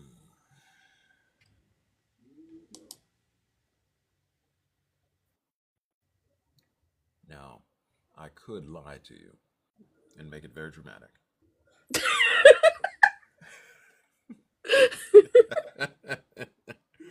But I not that comes to mind, and that stinks because I feel like, well, yes, it's this and it's this beautiful thing and whatever, but not that comes to mind. Yeah. Um, I often think of the books I've narrated not in such tiny parsed pieces of them, but as a whole. Yeah. And um, there are times when I read books where I think that's fucking amazing, and excuse my French, ooh la la. And like the most recent one was Sweet Honesty. You know, to go back to that, like I Yeah. finished that book and I thought, man, that was a really good book. Which I feel like I had a reward. I was blessed in that I was able to narrate it and experience it because a lot of times I never would have read it. Especially now, I Yeah. hardly ever read for pleasure now Yeah. because I'm churning through books and projects all day. By the time I'm done with the day, I'm done. So I'm Yeah. I'm, I'm finished. But so every then and again, I get a book like that, or like I said, long shot that sticks with me. It stays with me, Mm. and there's a bunch. And I usually have a list, and I'm like, oh, this one, because I always forget, because I get so excited doing an interview. Oh boy, that I can't necessarily remember what they are. So usually it's the most recent thing, and then it's out of sight, out of mind. So I definitely remember Mm. Sweet Honesty, which I just Mm. finished narrating a month ago, perhaps, Okay. maybe. Um, maybe. I'm not even sure if it was that. It might have been a month or two. I could be lying. Again, there's always these caveats. So yeah, I just don't trust Sean Crisden. But yeah, yeah. So I can't say that there's a line that Okay. I remember per se. Now I get requests for lines a lot, especially when I do cons and things. And people say, "Well, come up to me and say, oh, say this line from so and so from page 13 of above." Well, what was it? I, I I've done a lot of books, y'all.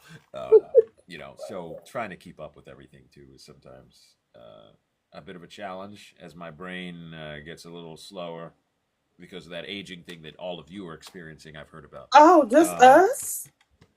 yeah, I'm still in my prime. Don't tell me nothing. um, yeah, yeah. Okay. I'm finna get into some questions that these ladies have been dying to know. Let's So, hit it. you've narrated a number of sensual romance audiobooks. And how do you approach intimate scenes to ensure they sound authentic yet tasteful? Well, first I have to lick my. Oh, wait. You mean how? Oh, okay.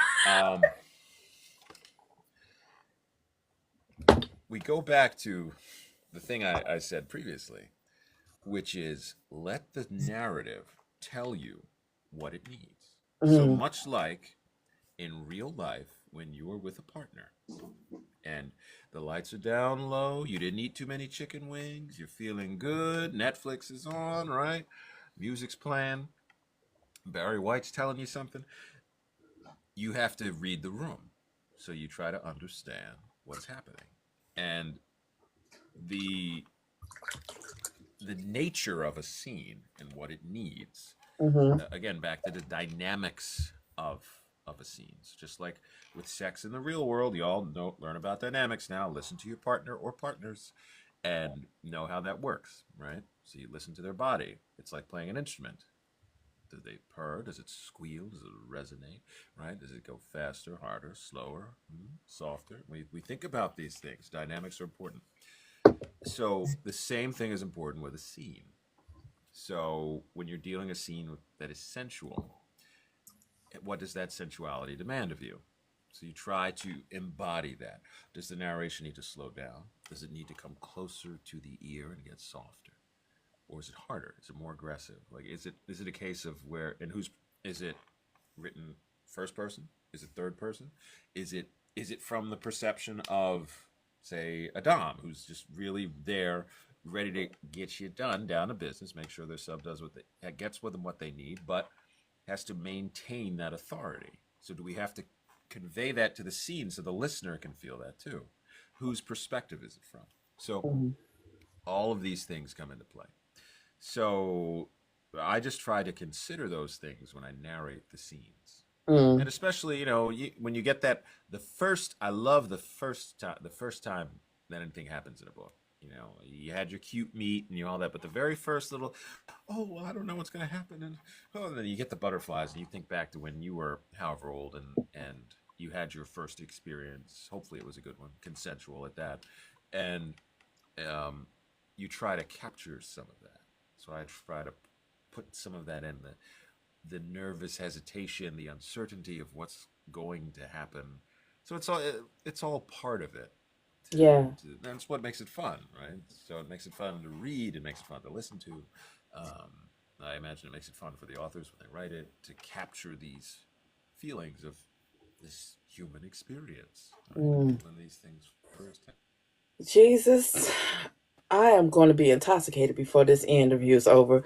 Um, do you have a specific?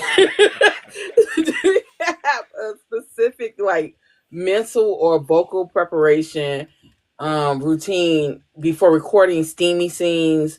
And how do you get? I don't even want to ask. How do you get in the right headspace? Well, first I take my pants off, right? So, I knew it's gonna be so. I knew it. listen, I'm not even wearing pants right now, so Oh Jesus! we just gonna. Um, well, it's the vocal prep. There is no vocal prep after I warm up for the day. So usually the way my day starts is I warm up in the morning. Mm-hmm. So and I look at what I have lined up. You froze up. So I might have a video game session, some narration, maybe a commercial. So I have to see what order they're coming in and what they require. Like save my narration for later in the day into the evening. Am I here? Yeah. Oh wait, you froze up. Hold on. Oh, Who's freezing? Who's frozen? You there? Can I'm you hear me? I'm here. Yeah? No? Maybe? Yeah. Yeah. Okay, I'm here too. I'm just going on. I don't know. Like I said, I talk. Stop me. Um, but so after I do my initial vocal warm up, which is about 10 minutes, just to Mm-hmm. get the rust of sleeping, getting into because I'm usually in the studio by 9:30, give or take, to get my Mm. day started, and I will then just spread it out over it. So once I get into a book, there's no there's no additional warm up needed. Sometimes I take a moment to get into the headspace, if it's a challenging scene or if it's a difficult scene. And when I narrate, I never stop unless something terrible happens, but I never stop unless it's the end of a chapter.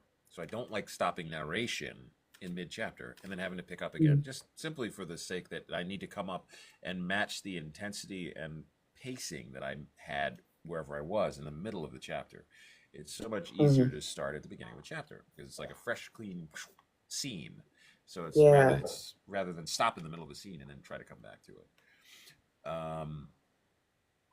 So that's, but there's really no, I don't utilize any special warm-up techniques, especially for spicy scenes that need anything in particular. Especially since most of the So, time in the narrative, we are led into it. huh. So, word on the street. It's word on the street, not me. Word on the street. Word on the street is that you've got a growl and that it's a certified panty dropper. Any chances we can hear that? Well, according to the word on the street. Now, some of them words on them streets might have been looking at some of my social media, actually here on TikTok. Something about the demon daddy, something or other. I don't know what they talking about, y'all. They just talking about some stuff. Now, part of the so I'll preface it. Set it up, a showman, right? So part of it is uh, being able to utilize a microphone and treating it like a human ear. So, as most singers and or voice artists know, you can utilize prox. Lord, this I'm using my earbuds, so you can't quite get that the sense of it. Oh wait, did you? no, I'm here. I'm just waiting. I'm here. You just froze up. I gotta make sure that Oh, it's buffering. What is happening? still hear me. That's TikTok. TikTok just won't let us be great. Uh, I would hate for this. Okay. What you? it's like you're freezing up. You might have to drop down and come back up just so it can unfreeze. Watching and Hold on. no. Okay. He will be back because I want to hear that.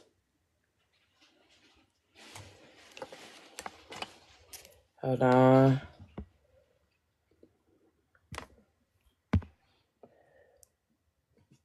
Ugh.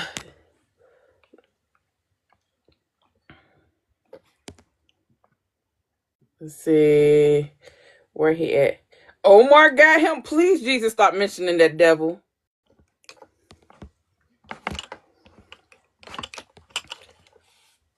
Hold on.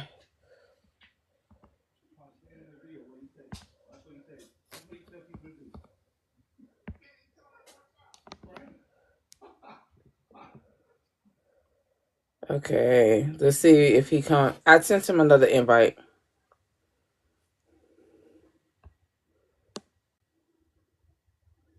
I don't know what happened.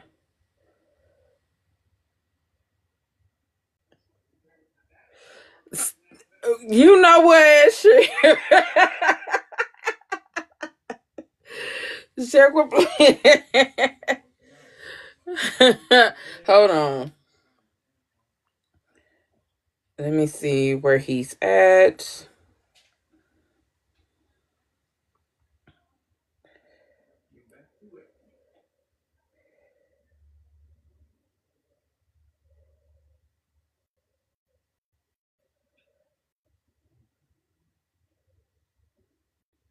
There you go.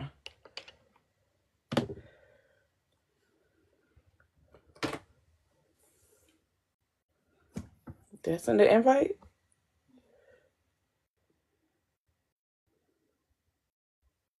Mo, please. Sean, I just sent you an invite.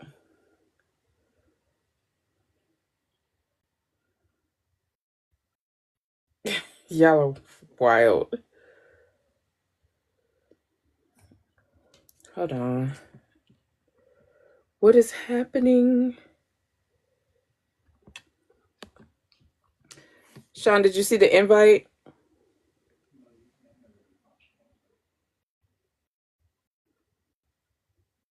I think I'm back. Okay. I sent you an invite. Just accept the invite, I think.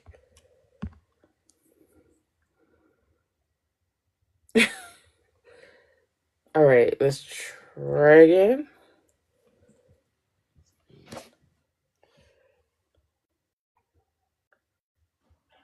Okay. It said, I oh, think I'm hell back. no. I told you. Whoever's watching your account is just like, nope, not today, sir. But you know what? I'm not gonna give up on this question because while you were gone, they was about to boycott this app. Behave, y'all. Behave. Well, we have better reasons to boycott this app than them kicking me. But they want to hear it. Your growl. All right. I make no promises. You know. So they want to hear the growl. So I occasionally use it in some of our. In fact, the book today, where the guy's half lion, I use it a lot, which is also. Can't wait till they get together. We'll see how that works out in the bedroom. I also use it for a lot of the video game characters. So there's everything from the gentle warning, which is, and I don't know if you'll be able to hear it in the earbuds because most of it comes from my chest. But the Booked and Busy said, "What did I walk in on?" You're late. You're late. You missed all the good stuff.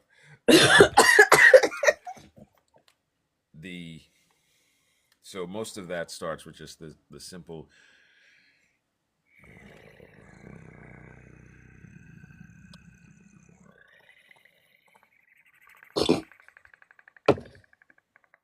So that's how it starts. I don't know if you can hear it, if the earbuds pick it up. I try. We heard. We Heard yeah. a little something happened. Okay. And then you get the characters who end up speaking like this, and when I tell you one way of what I'm going to do to you, you would better listen.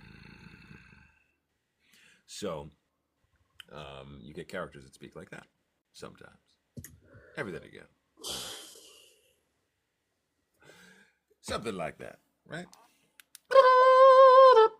Woo! Let me get back into my questions. Woo! Yes, ma'am. Yes, And ma'am. scene. I am here to My answer. God. I'm here to answer. Wow. So you just tell me what your question is, and I'll answer all your questions, girl. Just lay them on me. Yes, sir. Oh, good God, y'all. I cannot. Jesus. Okay. Let's talk about your studio and your craft in regards to the technical aspect of it. What kind of setup do you use for recording? Do you have a microphone, just a microphone, software, studio, home studio? What is it? Well, I get a tin can, and then somebody holds it on the other end, wherever you buy the book. It's got a string, and I'll just do my thing.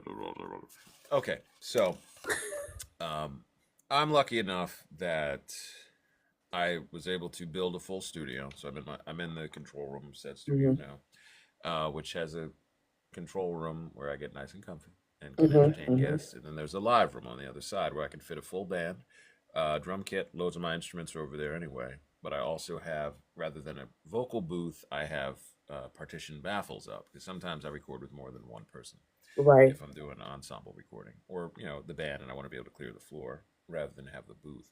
So that's on the other side, monitors and everything over there. So it's a full studio um, that I was able to have built. Fortunately, it was a lifelong dream, so I feel very honored to be able to do that.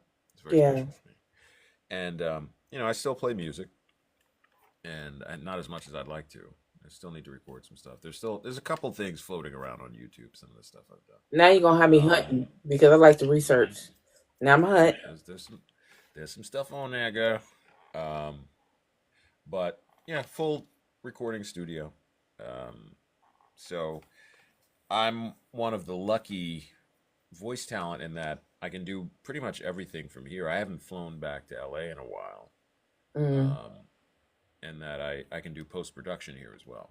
So Okay. I actually have some audio engineering skill, so I can do that as well as the narration and the voice work. So I get lucky. I get lucky. So, how do you handle recording long sessions without losing the vocal quality? That is a challenge, but Mm. as I learned to use my voice as an instrument and was a singer in a rock band, and you learn how to do hours and 60 minutes 90 minutes of basically singing and screaming in key, as I used to call it. Hmm. You have to maintain the voice to be able to have that consistency and to not just get tired by the time you get to the end of it, end of the day, and you're done. But so that's part of the craft too, and that's one of the things that makes audiobook narration difficult compared to other forms of voiced work, is that audiobook narration is a marathon.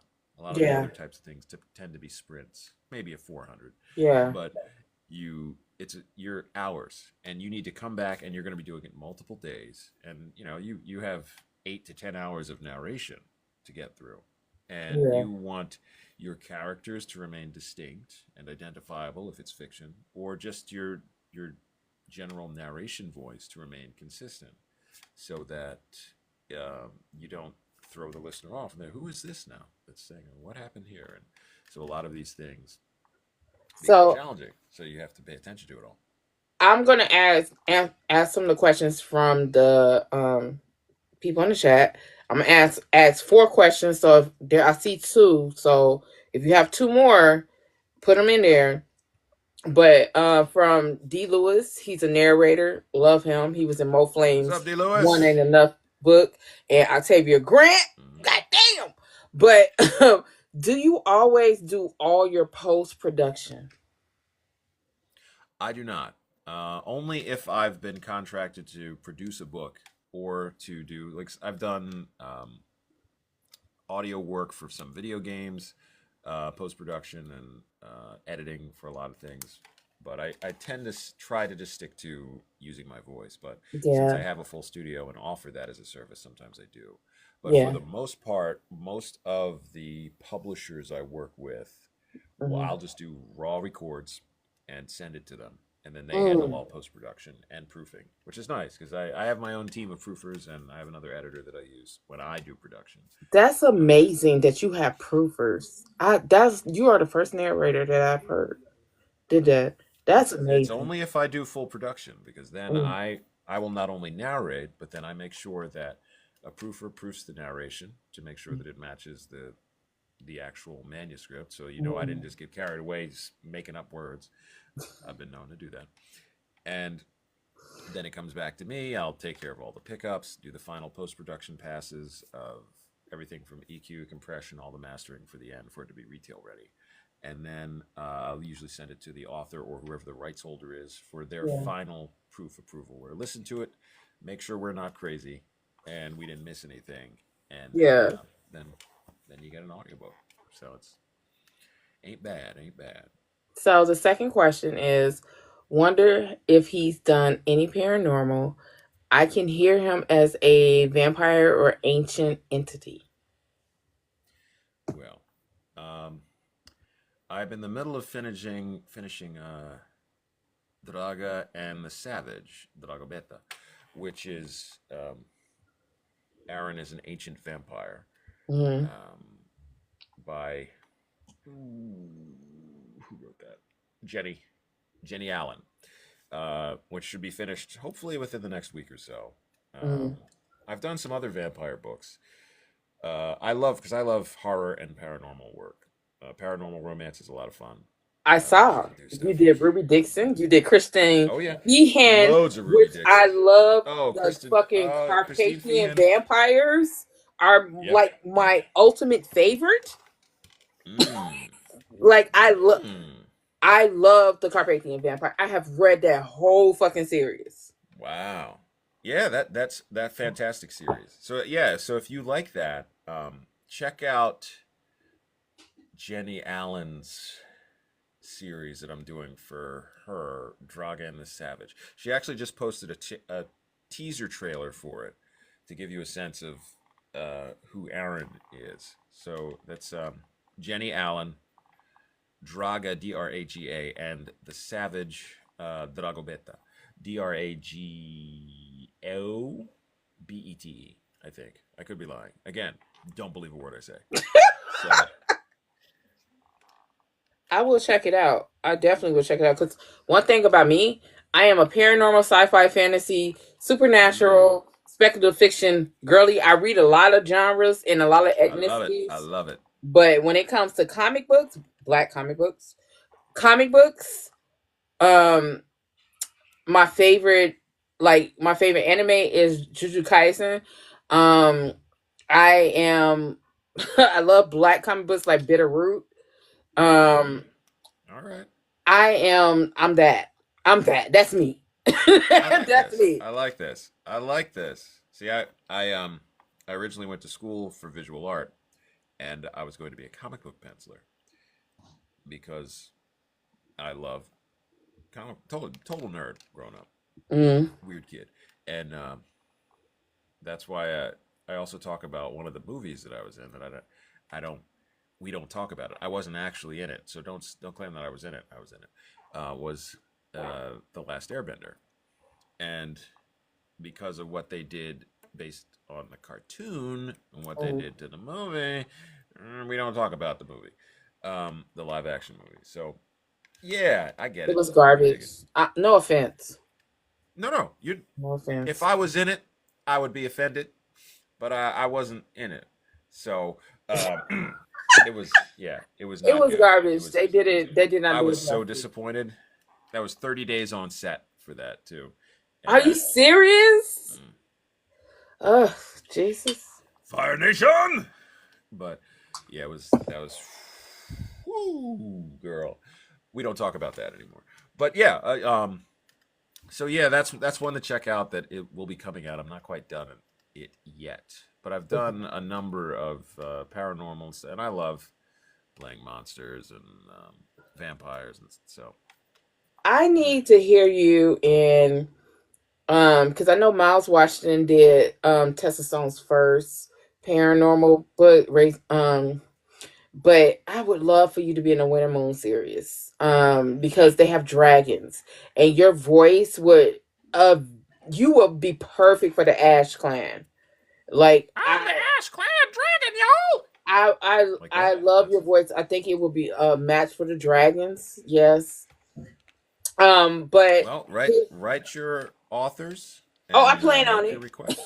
I plan on it. Let them know because I can't tell you how many authors will just ping me and say, I was not aware of your work. I had so many of my readers say I had to talk to you and get you for whatever the book was. Yeah, I'm always I open. can see you in E. Bowser's Brothers That Bite series as a vampire. Mm. You could be Michael.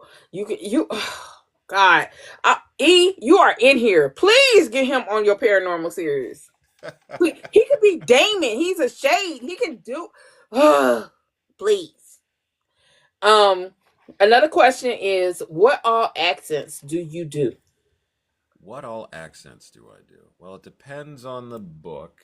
I mean, most people most people usually hear for this one when they want to hear received pronunciation. They'll hear something like this, and I've done numerous characters with this type of accent. Or we take a bit more south of London, and then go for a little bit of Cockney. It comes this way. Um, there's also I can do a little bit of Australian. Make it to come out. So sometimes I get characters that have a voice like that, right? And then we get Eastern European, can do some accents this way that make characters come Russia or thereabout. And then what else? Occasionally do a bit of I don't know, throw one out. Let me see. There's a lot of stuff in the toolbox. Usually somebody has to say, Give me a can you do Scottish. this? Give me a Scottish. That's Scottish. Well, that's usually all the video game stuff. Because usually you get all the Scottish rogues like this, and then they want the dwarves to come through. So I have to tell them one way or the other. I'll come and give you a good dwarf with an... Yeah, and usually the dwarf has an axe, and they want it. What about Irish? Just have to think for a moment. And then I can come and give you a bit of an Irish accent, the way it comes through this way. But a lot of it's in the lilt that it comes through. So I'll give you one this way, and you can hear it that way coming through. Russian? That would go back to Eastern European. So would give us Russian this way. Very impressive to give. African? African? Where? Ghanaian, Kenyan, Somalian, Nigerian? I often come to give you the way from like Nigeria, come this way. If I remember the way that I speak to you with the accent. Not my strongest, but it's there. And sometimes that ends up sliding into more of the Caribbean island stuff. And Give me a Southern. Where? Alabama. Alabama. So depending on which part of Alabama I'm coming from, I'll Montgomery. give you something this way. Montgomery, Alabama. Okay, well that's usually just right around here is what I'll give you when you're coming out of there. And then sometimes people will take it. They say, "Well, can you do Georgian?" I said, "Well, you want like genteel? You want slave master? Like what do you want?" There'd be a lot of boy. And I said, "Well, can you go down in there?" And then you say, "Well, I can give you that one there, and make sure that it comes in this way because it usually comes in, right at the end is where you hear it come through, and that's when they know when that's coming through." And then I said, "Well, what else you got? You got Texas? Well, I can give you Texas." So you can hear really which way I'm going to give it to you that way, depending on if it's north or south, right? So, and then you make it kind of deeper than it should be the way when you hear it coming through that He way. Bowser, he definitely is Oz. He definitely is Oz. Then you can,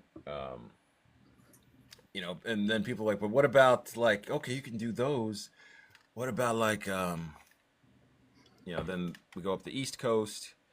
So I have to pull out Philly or New York. I'm like, where in New York? Give me a Philly. Give me a good Philly. A non-misogynistic, stupid motherfucker Philly. Give me a real Philly man. This is the thing about Philly though, right? So you can get people from like West Philly that like some of the folks I used to hang out with, like in Germantown, like the accent, like when most people hear a Philly accent, they think of either like Northeast or South Philly. And usually that comes out of like what they've seen on TV, the people have been on TV. Black Philly is, and it depends on, if you're West Philly or North Philly. To me, it always sounded like it wasn't from Philadelphia. If that makes sense. Sounds like y'all from Chicago, where I'm from. It sounds like if you start to move up further north, like when you get there, because we still had things like water, where we would all say water instead of water. So you'd hear water, and sometimes you'd start to hear the vowel stress, like he and hand. We had for those of you who were in my neck of the woods in Philly, it was a John. We talk about all this John, man. This. Y'all say that so much. Everything was a John. John this, John that, Sean the John.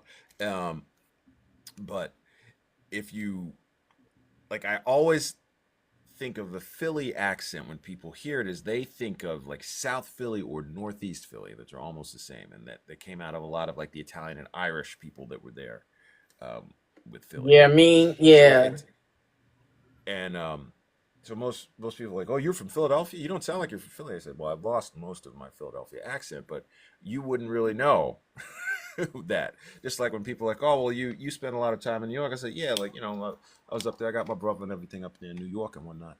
Um, but they don't. They think of what they hear from TV, which is a lot of time a lot of stereotypical stuff of what we hear. That's much Yeah. like if you're like, oh, you lived in California. It's like, yeah, dude, I was out there for a while, bro. Yeah, man.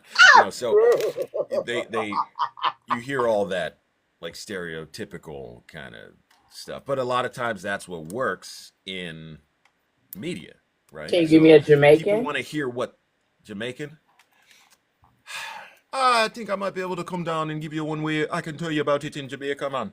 The way they come down and I like my plantains a certain way. They get the Duns River chicken. Good, yeah. Um, but and usually, like when I have to, like a lot of it is just there's something in there and there's bits of it. But I usually will go back if I have to do a project. Say, all right, let me Yeah. listen to someone from the area because you get like some basic stuff. But one of the things you want to do is not make a parody of an Yeah. accent or a dialect. Yeah. So usually you find out where it is and you listen and you put it under your tongue and in your ear and then you dial it back a little bit because a lot of times Mhm. we hear these accents in movies and shows and they're too much. Yeah. And like you have to add a little the subtlety and the color of it so that you're not Yeah. offending anyone, that people who are native speakers in that dialect or accent are like, yeah, that's about right.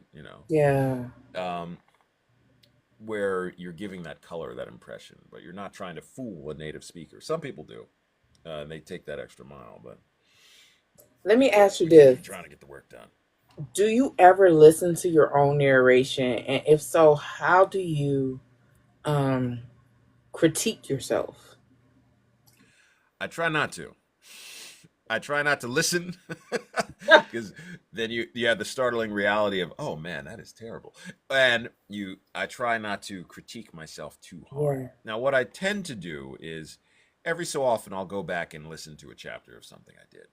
Yeah. So just in the sense of to see for myself if there's an element that I can tweak or change and say, I thought I was presenting this way and performing this way, but in reality, now that I'm listening to it, now that I've been removed from the project and I'm Mm. listening to it objectively as if I'm listening to another narrator, I can think, well that worked well. I think that accomplished this goal, but this is something is pulling me out of the story, or Yeah. something doesn't feel honest in the Yeah. story. So I every then and again I'll do that and then Yeah. basically make a mental note for how I want to change my approach in the future. And Mm. likewise, at least once a year I try to either get coaching or do a seminar or do something where I'm learning someone else's perspective again, just to keep Mm. it fresh because you want to continue to improve. There's Yeah. not perfection.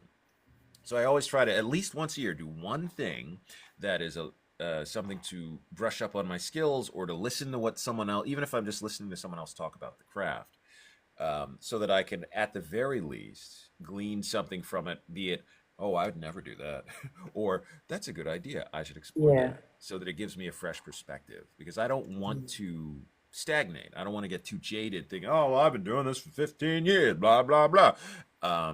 That where I lose touch with what it is. Or, Mhm.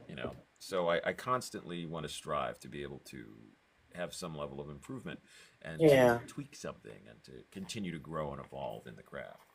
I like that. I like that. It's very you are very humble and yet so talented. I I Yeah, I applaud know. I know. Thank you. Yeah, I know. Like that, right? I applaud you. I really do. Thank you. I appreciate that. Thank you so much for So that. what But I advice try to be. you're doing it. I mean, really, you are. What one piece of advice um you give like to an author. This is to the Mm-hmm. authors. Mm-hmm. What piece of advice would you give to an authors looking to hire a narrator for their book? Do your due diligence to match a narrator to the book Mm, that serves the book and whom the book serves. yeah. In the sense that find a good pairing. So that may even be just solicit to your fan base to say, who do you think would do a good job for this? Mm, And who do you hear performing this way? That's a place to start. But also, check them out because we've had some narrators in the past, particularly some male narrators, who have engaged in some unscrupulous behaviors outside of their narration, mm, who are just basically assholes. And you don't necessarily want to marry your project to someone like that.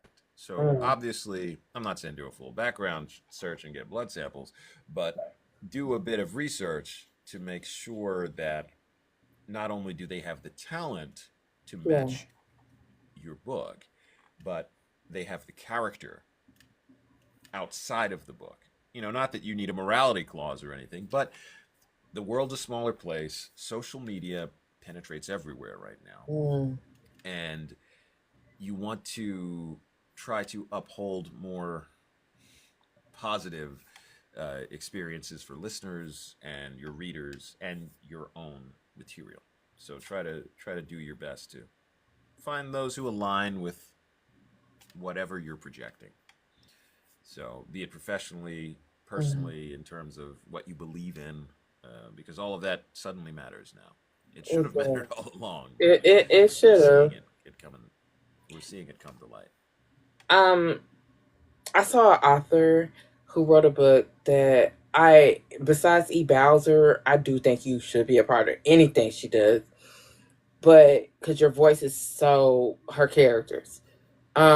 Teresi M. Clark, she just came in here. She has this Courageous Love series, and she has a book called Chaser, and it's a black cowboy with a city girl.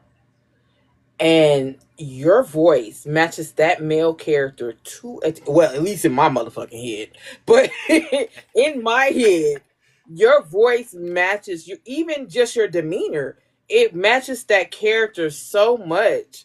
Like Teresi, please get in contact with him if you're doing an audiobook. Cause you match that cowboy. You yeah. I'm gonna go to the next It's the question. hat, ma'am. I get it, ma'am. No, it's your whole demeanor, like how you perceive life, how you perceive people, how you perceive women. That's him in that book. Hmm. So Teresi, yeah, What's the name of the book? it is called Chaser. Chaser. On the cover is a glass of whiskey. Fair enough. Yes, it is Chaser. It is a phenomenal book in her Courageous Love series, and the Black Cowboy, his voice as you're talking and I see her and I'm just like, that's him. That's him. What for aspiring black, no offense to any white narrators, but one thing about Storm is I stick up for black and POC anything before anyone. No offense, but it is what it is.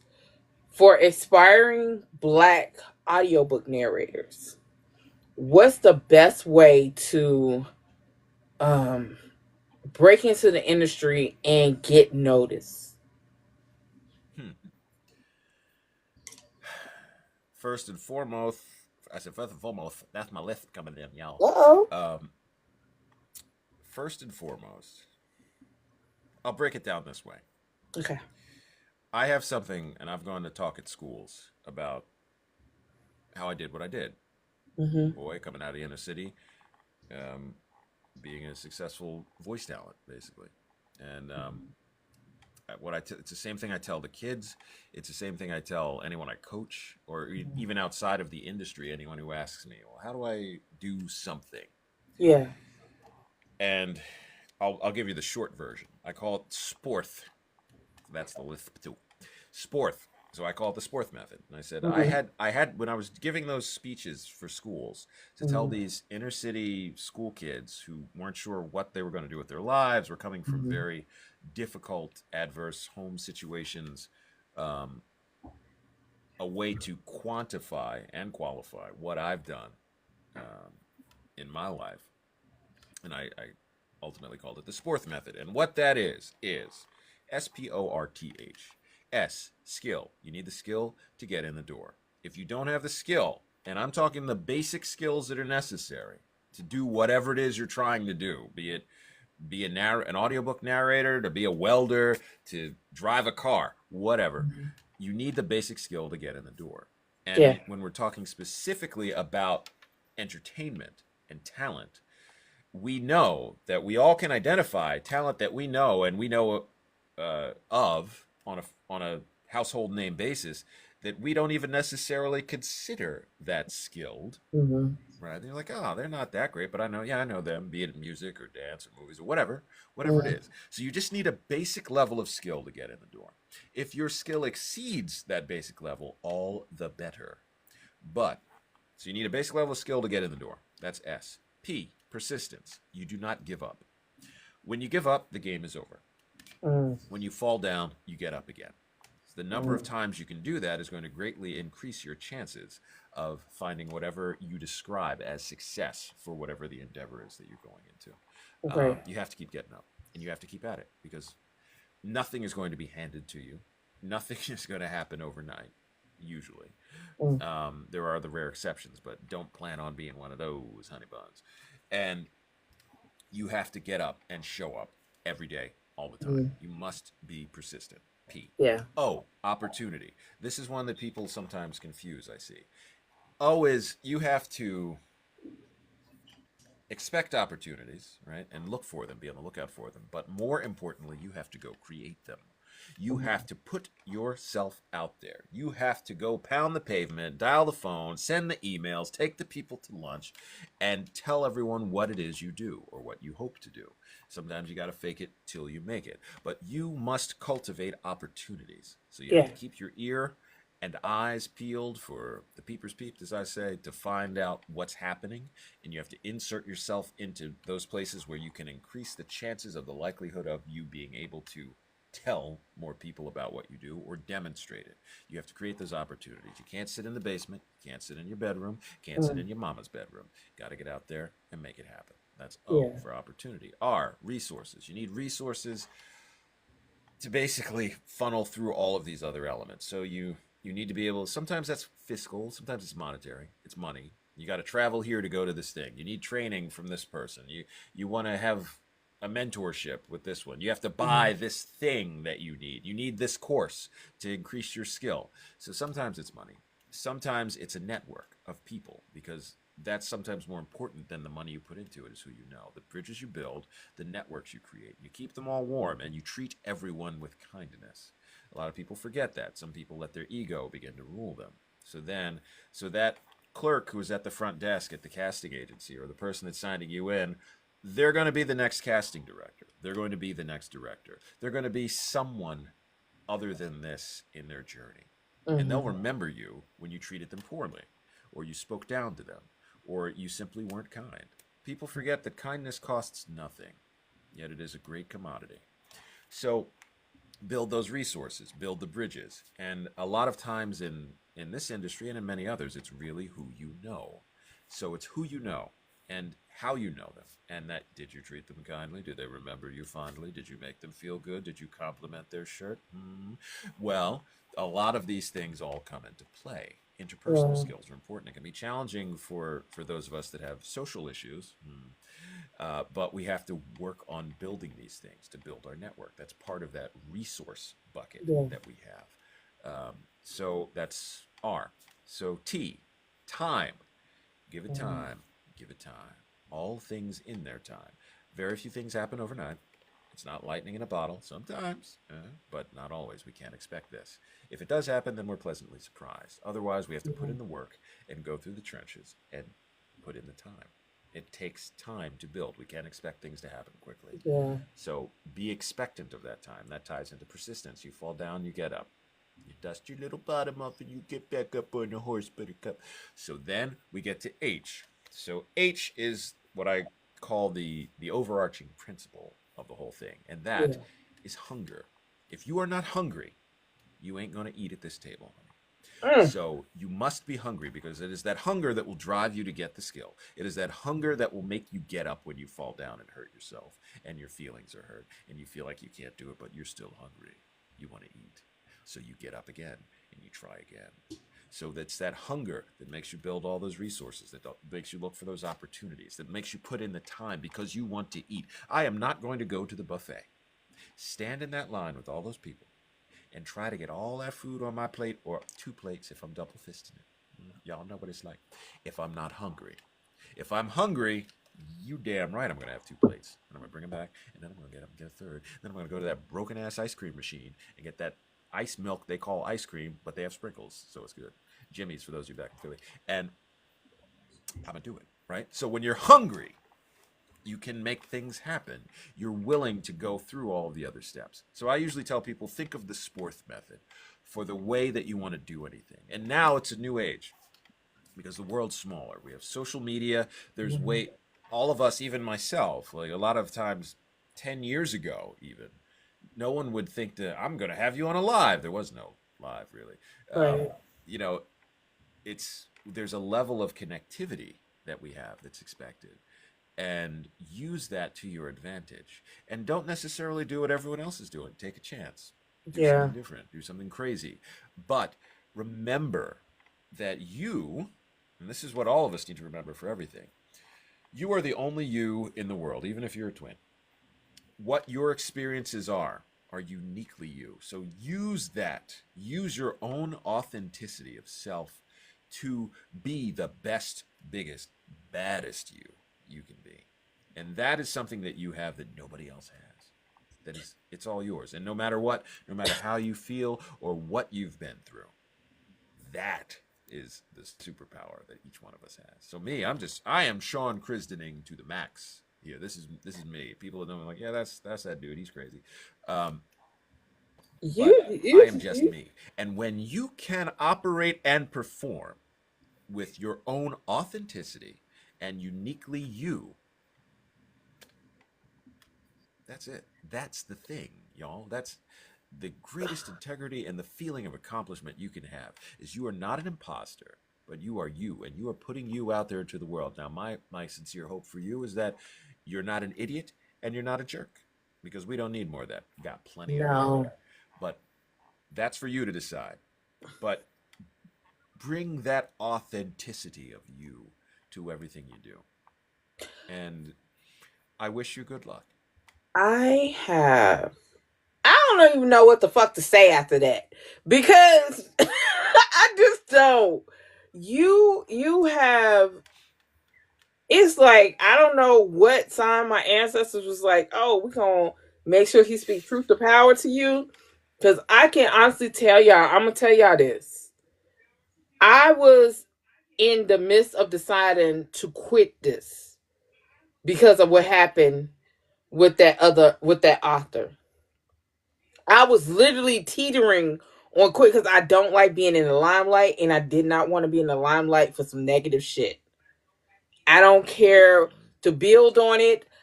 It was just the negativity and fighting so hard as a black woman. Y'all don't understand how much I had to fight in the Marines as a black woman with rank. So just to hear him really, and then hear females talk the way they were talking, really made me not want to do this anymore. Even though I enjoy doing it because I want to give a platform to black authors, people in the literary world, indie films and stuff like that. But it just was, I think it was a setback about 100 years the other day. But hearing you say that and hearing you say this really made me really think in that quick moment of why I'm really doing this.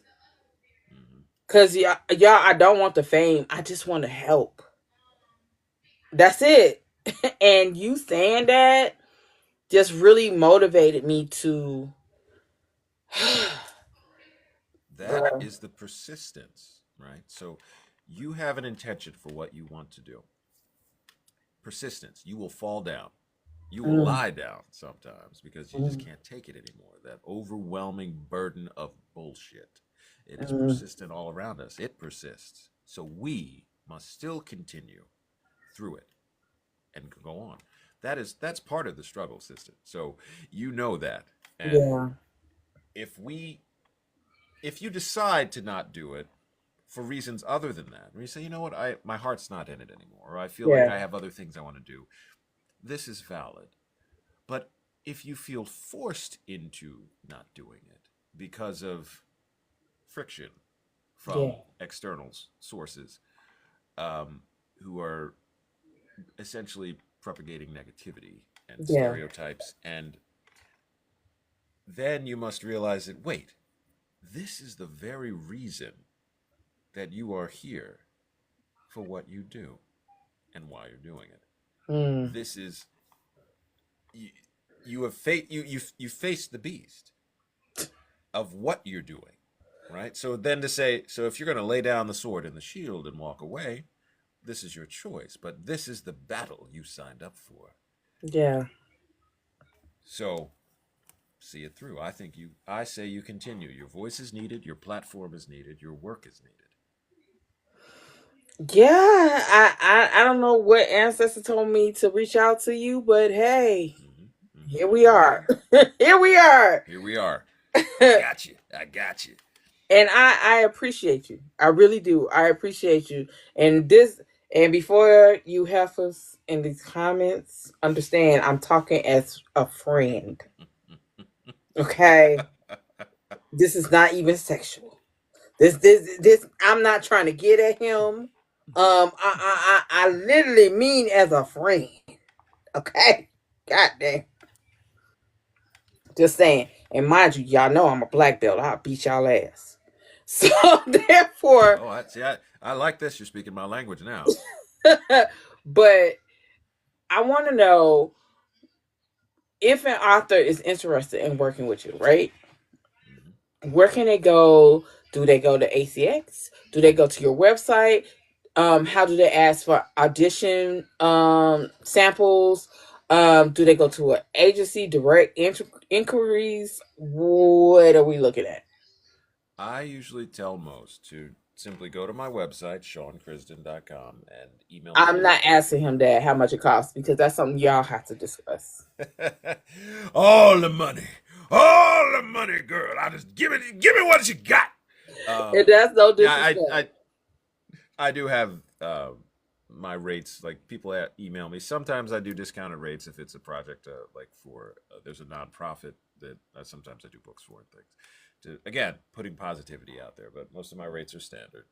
Um, and yeah, so they can go to my website and just email me. I used to tell people to just DM me, ping me on any of my social media, but it's been overwhelming with social media lately, and I have so many messages to get through.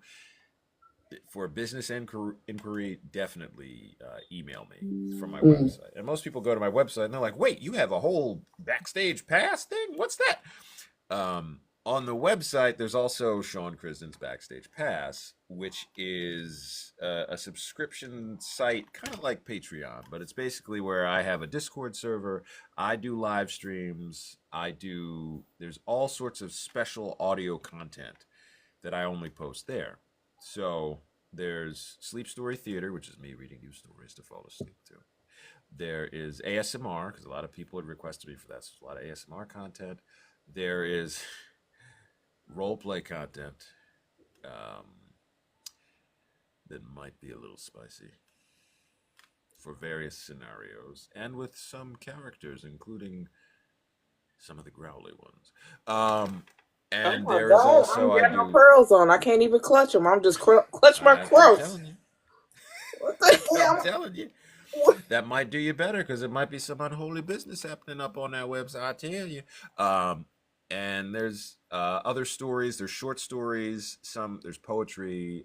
Some of it's erotica. Some of it is fiction. Some of it's just me talking about my day. talking to people. Then I try to interact with a lot of folks there. So I've been doing a lot of that on Backstage Pass. So if you go to my website and you see Backstage Pass and you want more of me for some reason because you're unhealthy, then that's the one way to do it.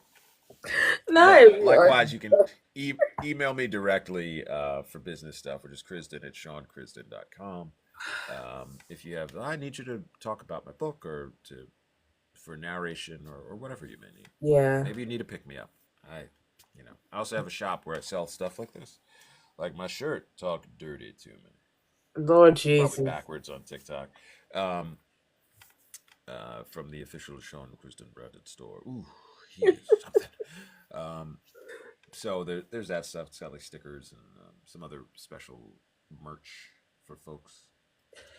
Yeah. So, are there any exciting new projects?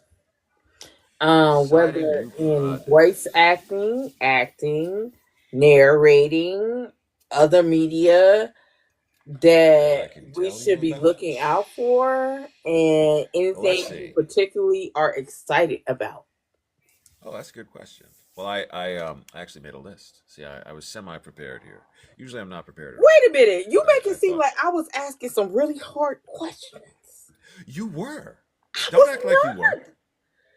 I was not. Tell us about your craft and how you dig deep into your soul to express the very nature of being through words. That wasn't Also, you. sick. That wasn't you. This you? That you? Yeah. Uh-huh. Right. Right. I'm Right. tired of you already. Stop. Right. So, all right, let me pull up my list here. So what I just finished in the last 2 months. So we've got Sweet Honesty by Joan Vassar. We talked about that one. Mhm. Notorious Park Avenue Prince by Brooke Blaine and Ella Frank, which is I am playing Professor Kingston King, who is a Dom, as it turns out, and two of his students. I did House of Madoc by Mary Calmé. Actually, that's another vampire one. Draga and the Savage, Dragobete, by Jenny Allen, which I'm not done yet. I'm almost done that one. Between Fear and Favor, The Divine Between Three by Jess Wisecup, I did. Um, which is fantasy romance against a backdrop of like an epic war. It's super cool stuff. I really like that series actually. Only the Small Bones by C.P. Harris, which was a book dealing with a lot of trigger warnings, dealing with a lot of kidnapping, sexual abuse, sex trafficking, but solid book. Nice little twist at the end. Spring Rains, the Whisper Ridge, Wyoming series by R.J. Scott. R.J. Scott's one of my favorite authors. Done a lot of her books. The Beastly Crown, which I just started today, which is the lion shifter guy.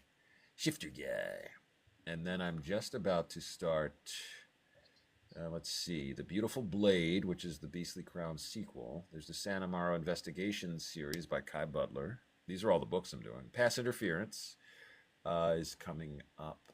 And what else? I believe Long Star, which is a huge sci-fi epic by Patrick Cumby. Those are the things that are coming up in the next like 4 weeks or so. And and then in late March, right around my birthday, the 23rd of March, we've got Bittersweet by Joan Vassar. Fancy that. And then right at the very end of March, I'm just looking at my calendar, I have Half an Inch of Water, which is by Percival Everett, who wrote Erasure / American Fiction.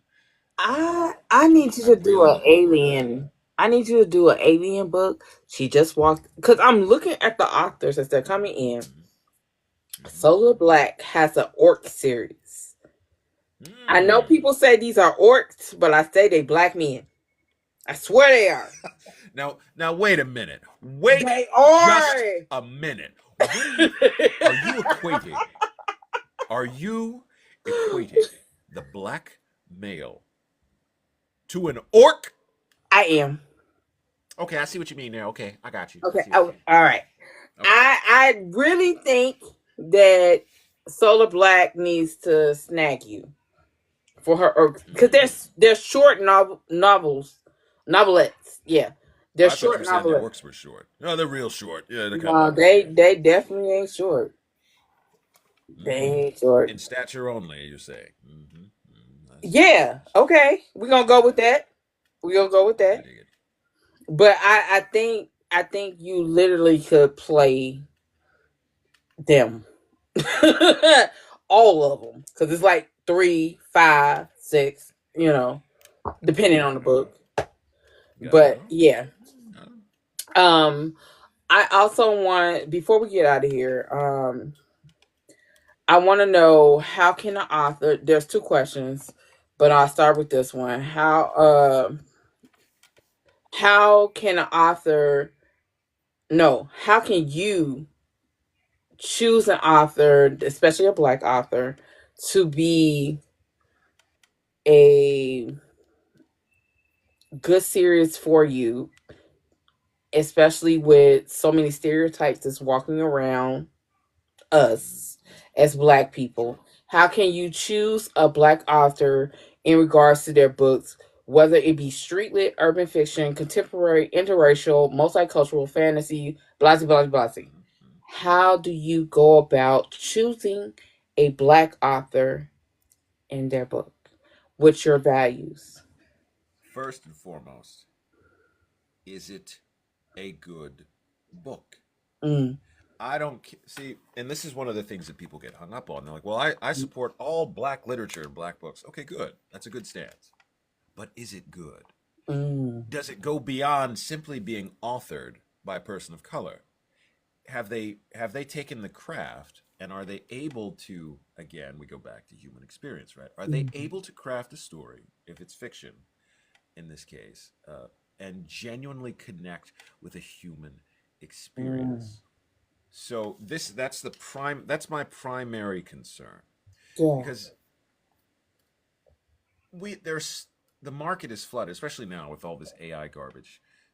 The market is flooded Mm-hmm. with books. It's a deluge Mm. of literature, and I don't care if it is urban lit, if it's fantasy, if it is it a good book. Mm. Are you telling me a story that is going to make me feel something? Right. So Mm. now, and that feeling that I want, it could be I could just want to scratch an itch. Like maybe you just want erotica or romance and you want Yeah. those beats. And then, you know, the backdrop changes, but it's kind of, we know that what happens, right? Yeah. Yeah. So, or maybe I want to laugh or maybe I want to be scared. I don't know. But maybe I want to read a damn good story. Mm. And I want that story to let reality melt away. I want to believe the characters and the situations that are presented. I don't want Mm. plot armor. I don't want plot devices. I don't want things where I have to throw the book against the wall if it's Mm. a, a physical book. Remember those things. Um, Yeah. and I want a good story because for me, if it's a good story, and I mean it's something that's well realized, you're not spoon feeding me drivel and tripe and just I don't care about what even the genre is at that point Mm.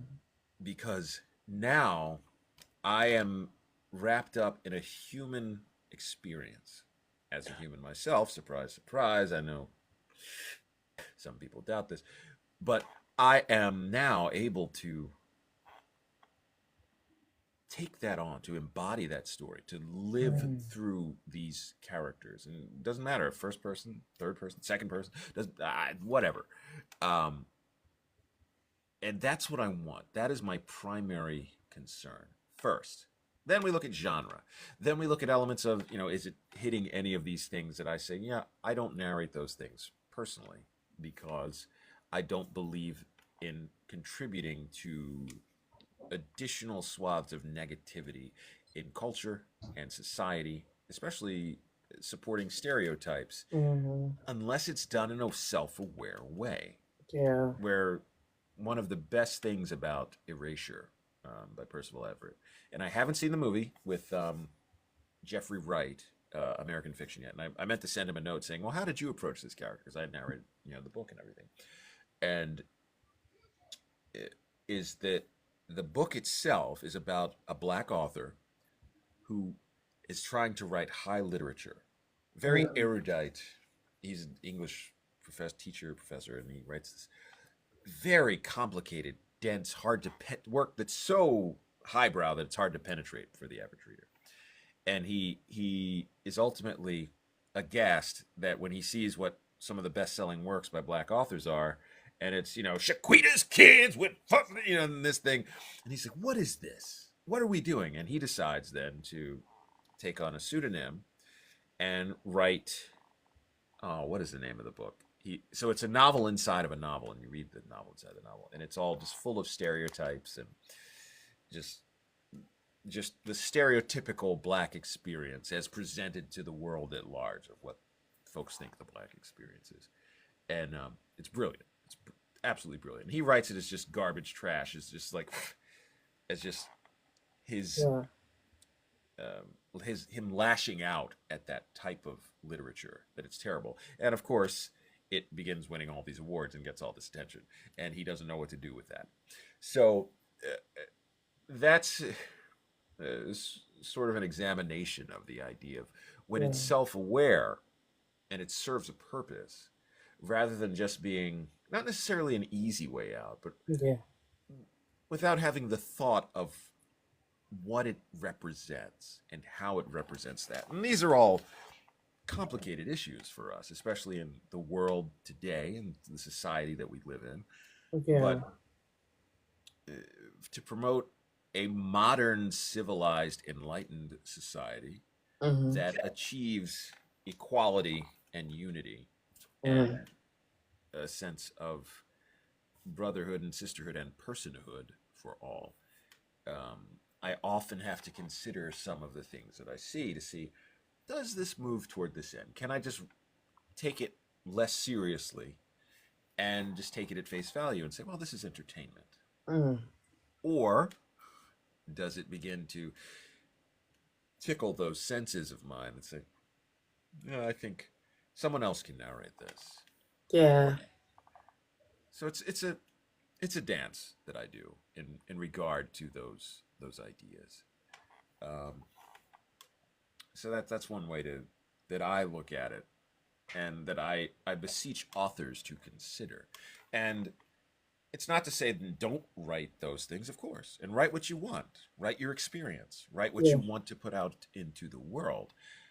But there's still a consideration for the impact that could have, or the message that it sends in a world that is overrun with messages of varying types. So I just ask people to consider that. I think before I shut up and take up everybody's time and everybody wants to go to bed, it was one of the problems I had with Django Unchained, the Quentin Tarantino movie. So I go back to that all the time because a lot of my friends loved it. Man, he was shooting at people, he showed them. Yeah. But it was also seen by some younger folks who had, in their educational and scholastic experience, have experienced a very whitewashed version, pun very much intended, of what the transatlantic American slave trade was like. To the fact where some of them who were at the time in their 20s, I remember it had said, wait, was it that bad? Did people have, like, they put people in boxes and they had the, or what's being taught in some places aside, and how that entire section of our American history has been taught. They had no idea of the true depravity and atrocity of the transatlantic American slave trade. And that movie presents it in, it's whimsical, farcical light, as Tarantino films typically are. But even from the opening scene where Django is making eye contact with his captors and he's so defiant, understanding realistically that long would have been broken out of him. That level of defiance in a slave at that time would not have seen the slave exist that long. And of course, this film is a work of fiction. And it's this hyperbolic fiction at that. It's Tarantino in the way that he does things. but I looked at it as I was disappointed in it, in its portrayal of slavery and the Mm, way that it happened, even in its farcical nature. Because for someone like Tarantino, and I left it at, I had people who strongly disagreed with me, and that's fine. But I said for someone like Tarantino, he has a huge voice and a huge platform. And what you say with that voice and that platform is very telling. And that I feel that once you ascend to that level, you have a particular responsibility. And mm, whether you rise to that responsibility in some way to create greater good or not is up to you. That's just mm. telling of the person. No one says you have to. There's no rule. There's no law. But that film, I remember having very heated debates about, and I wish I could remember more about the film. It's been so long. And my opinion was that it actually did a disservice to the concept of American slavery and therefore through antebellum South, leading up to Jim Crow and the Civil Rights era, um, in the way that it portrayed everything. And it Mhm. could have actually taken a path that was much truer to what happened, and in fact, making a much more visceral, engaging film, Mhm. even along the lines of Tarantinoing it, with Yeah. what Quentin Tarantino does in most of his films. But it reminds me of that, in the sense of none of us are obligated to do anything or to say Yeah. anything or to promote anything, right? Do what you want. Eh. But I always have the feeling that there becomes an insistence of virtue and an insistence of creating a common greater good when you have a platform and you have someone's ear, Mhm. and what you tell them, what are you going to whisper to them, Mhm. is challenging. But I also have that luxury now at this point in my career, so I can't pretend that, well, everyone should do this and everyone should try to just do. Eh, right? Some people have to. We still have to eat. We still have to keep the lights on. We still have to pay our bills. But it's that's something that always tickles the edges of my sensibilities when I see these types of things. I So I just want to say this before we get out of here is I appreciate you as a black man. I appreciate you in your craft. I appreciate that you respect everyone. Not and I appreciate that you respect black women. Um I appreciate you respect intersexuality, sectionality, sexuality, just in general, the human experience. I am so proud of you for every door you have opened for so many people. Um, you have helped me see the good in everything that I'm trying to do, and I appreciate you. I'm not an emotional person, so you ain't getting no tears out of me. But I just appreciate just the amazing person you are. That it helped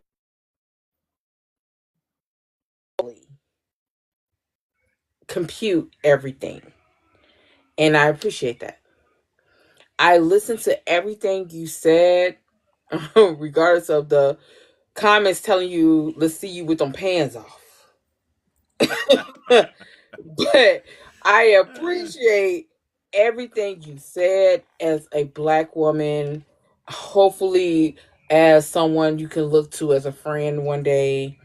But I just love how your thought process is. I love that you're blurred. I love that wholeheartedly because, comic books and everything is my life. But oh, I could give you some stories. Believe me.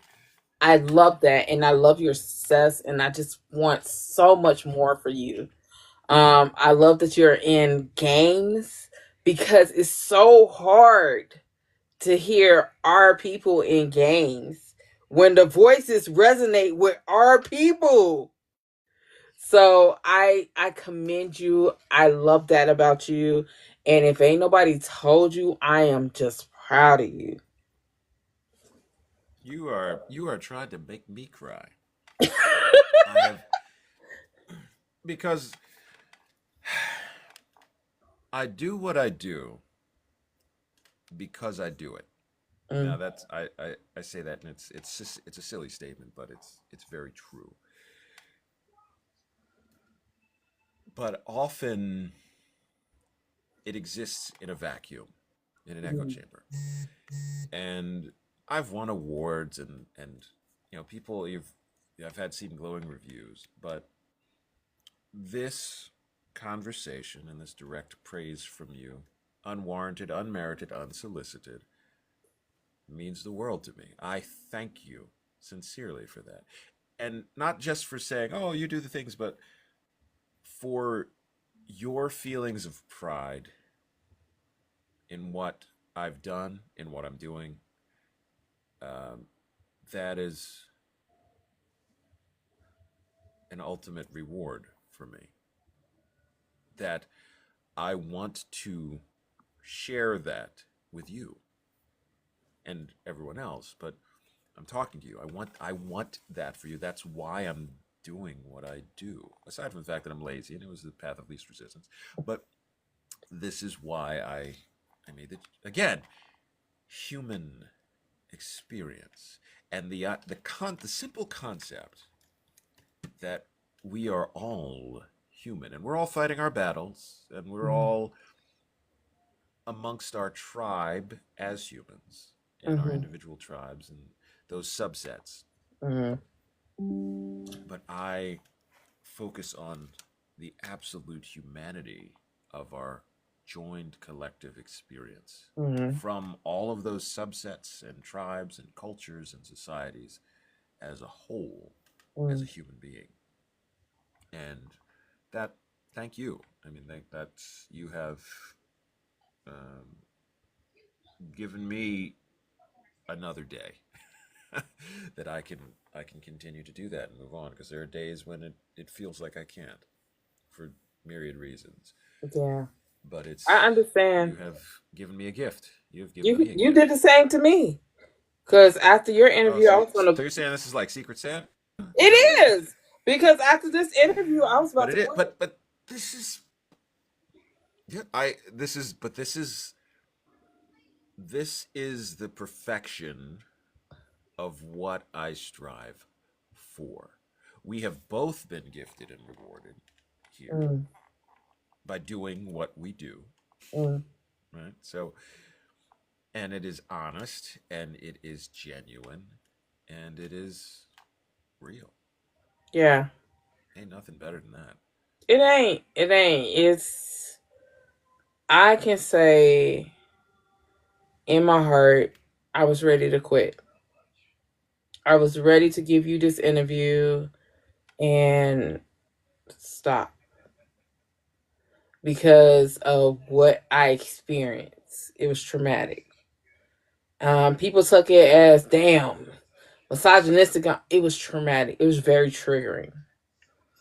Um, but hearing hearing you talk, hearing the way you feel about life and just people in general just turned me around. Like maybe I should continue doing this. So thank you. You are welcome, and thank you. I think we both needed this. It was necessary and timely. This is the universe has answered us. So yeah, yeah. And So and what? the oh no, go Go, ahead. no, go, go ahead. I can ramble. Believe me, I told you. It's I just fine. said it's I'm cool with it, and it's all going to be on YouTube before anybody even asks me. It will be on my YouTube channel. I promise you. I promise you. It might take time, but yeah, it's gonna be up there. But go ahead, I'll have please. to watch it. Then that's when we can both watch it and say, wait, I said what? Who? What? But no, I I appreciate the opportunity to be able to interact and just I just say what I think. I'm the kind of person that Yeah. I'm always generally honest with people, with an expectation of kindness, of course, without Yeah. attempting to hurt feelings. But and to do that, and to know that there is still place for it to be received with my initial intention. Mm-hmm. That I'm not an idiot. Sometimes I Or wonder. not. Sometimes I wonder. We can look at the world around us and often feel overwhelmed with the sheer magnitude of madness, seemingly, compared to what we believe or believe to be good and true. So it sometimes it lends itself to be an existential threat where you think, well, maybe I am so out of touch and I'm completely wrong in everything that I believe and see and feel at my core, Yeah. foundationally, that I'm just rocked to that. Who knows? It's been a very trying year so far.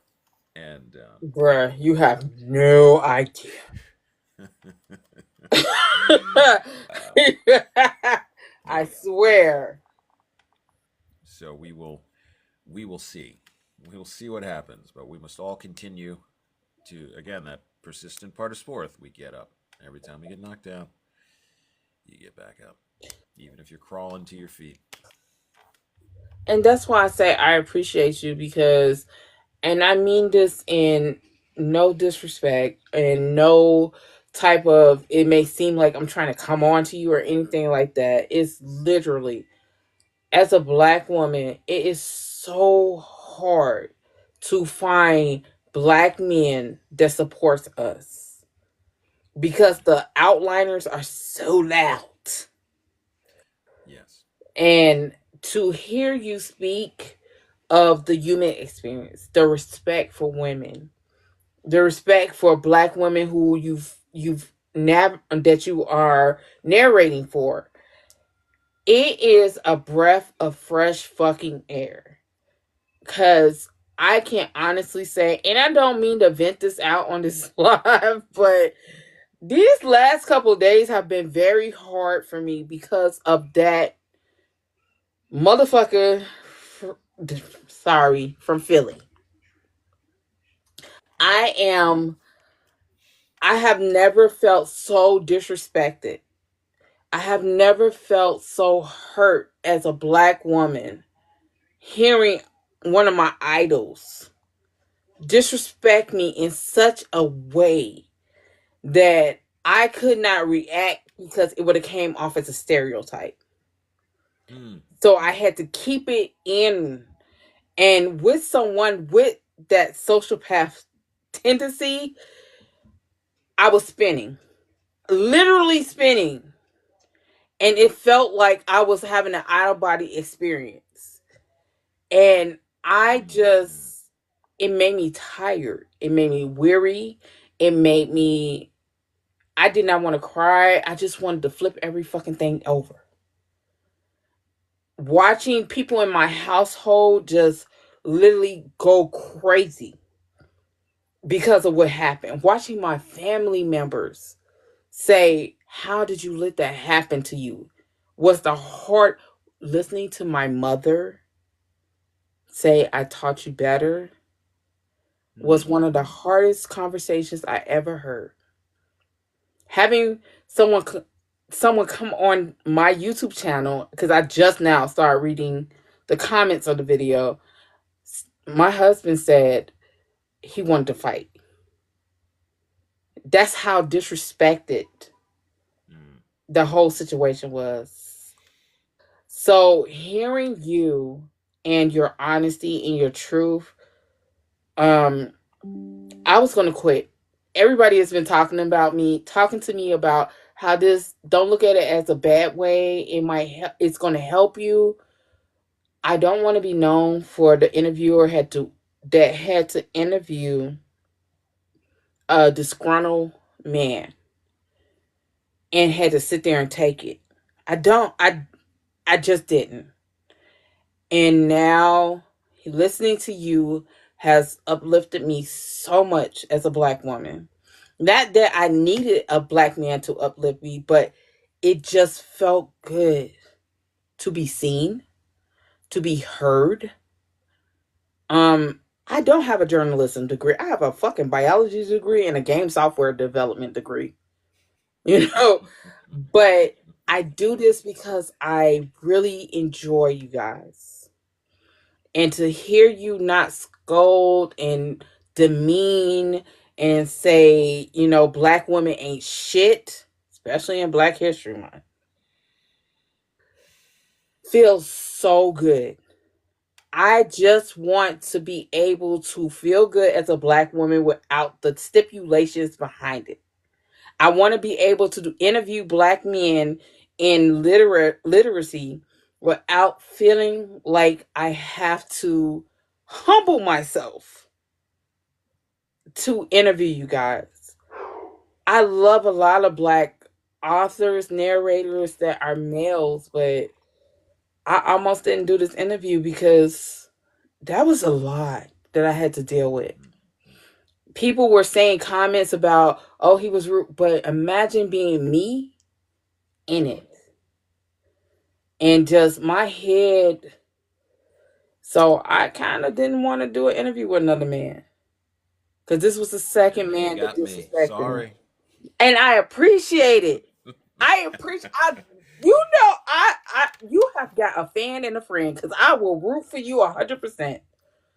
I Thank you. swear I will. And I Thank think you. this identifies a potential, uh, not necessarily a path, but a potential option for you in terms of maybe after you've processed and digested what happened in that interview, maybe you could have an interview. Oh, live paused. My bad. Up there you are. Look, just she says, "Shut up! Stop talking! I don't want to No, hear nothing you it's got to say." my iPad is dying. Hold on. I'm gonna charge it, but continue. Plug it in. Plug it in. So maybe you can then um, create a live or a series discussing that type of perspective from Black men to Black women based on an experience that you had to further explore it with your audience and with others to dig deeper into why does this happen? What can we do to prevent it from happening? Yeah. And to look at a lot of these elements. And I mean, that's simply a suggestion. And after you've processed it and felt that you're in a place where that trauma can now be examined, to Mm. look at it that way as an option. I think that makes for a compelling conversation in this sphere. It's similar to something I did. I had a roundtable discussion about the behavior of, in this case, male narrators, um, creating either parasocial relationships or the lack of respect for their female narrator counterparts. And because it was something that had occurred last year. Mm. And I said, well, let's have a positive conversation about this and explore it a bit more rather than letting people um, take it as they will and Mm. have these reactions that tended to be emotional and negative. Yeah. Let's give you some tools to work through these things, and I think it was pretty successful. But that's just for me. When I see something like that happen, I say, okay, well, let's talk about that and let's see why this I happened and what are the prevailing attitudes that cause something like that to be even a consideration, for someone to behave in that manner. I actually want to. I want to work with. There's an independent film company named Rowdy Gunshy, and Okay. I'm gonna text the owners. They're two Black females, and they're trying to do movies for independent authors that have books and bring it to web series and independent movie companies to Mm-hmm. put it out there so these people can make bigger movies for them. Um, I do want to, because Sean, when I say I need to understand, people don't understand trauma works in different ways. They're so used to trauma being where a woman sit here and cry and boohoo and all that stuff. They're not used to trauma where it's a mental type thing, where it is you're replaying everything over and over and over and over again, trying to figure out where it went left, where it went wrong. And I know a lot of people say don't meet your idols because they'll disappoint you. I just am trying to understand what I went through in the sense that I hear everyone. Honestly, y'all, I hear y'all, but it's so draining as a black woman to hear that you're worthless constantly, and then to hear it from someone who writes black women. Right. So, as a male, a black male, and tell us that a white woman, an Asian woman, is more submissive. That's why you're in the boat that you're in. This man didn't know that I was married, but he yet was automatically thought I wasn't, and I wasn't shit. This man did not know I'm college educated, that I was in the military for 12 fucking years, that I've been overseas, done seen some shit that you probably couldn't handle. But it's just the fact that as a black woman I was put down so much. Now I'm kind of triggered. I have to deal with PTSD on a regular basis. I have to deal with being a sociopath on a regular basis. Now I have to deal with being a black woman because a black man don't like me when I just want to support black men. Well, It's it's also, remember, too, one of the important things for us to remember is that one opinion, mm, an ignorant one at that, does not a movement make. So we have to understand that when we deal with individuals who support positions that we'll say are different from our own, yeah. that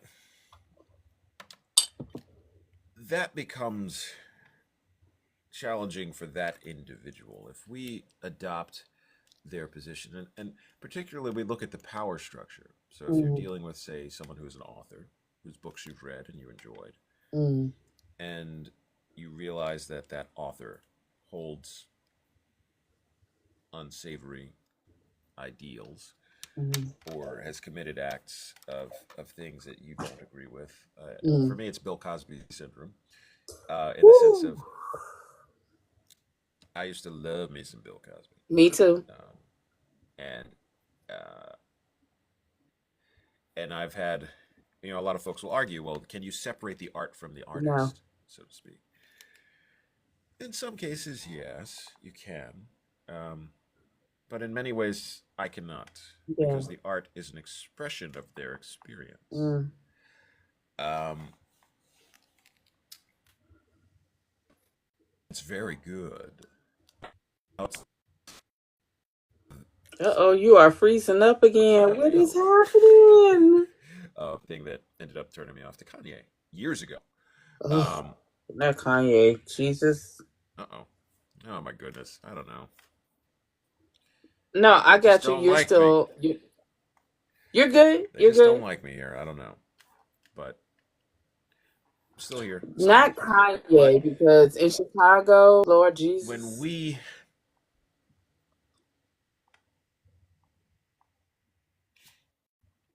well, some of us look for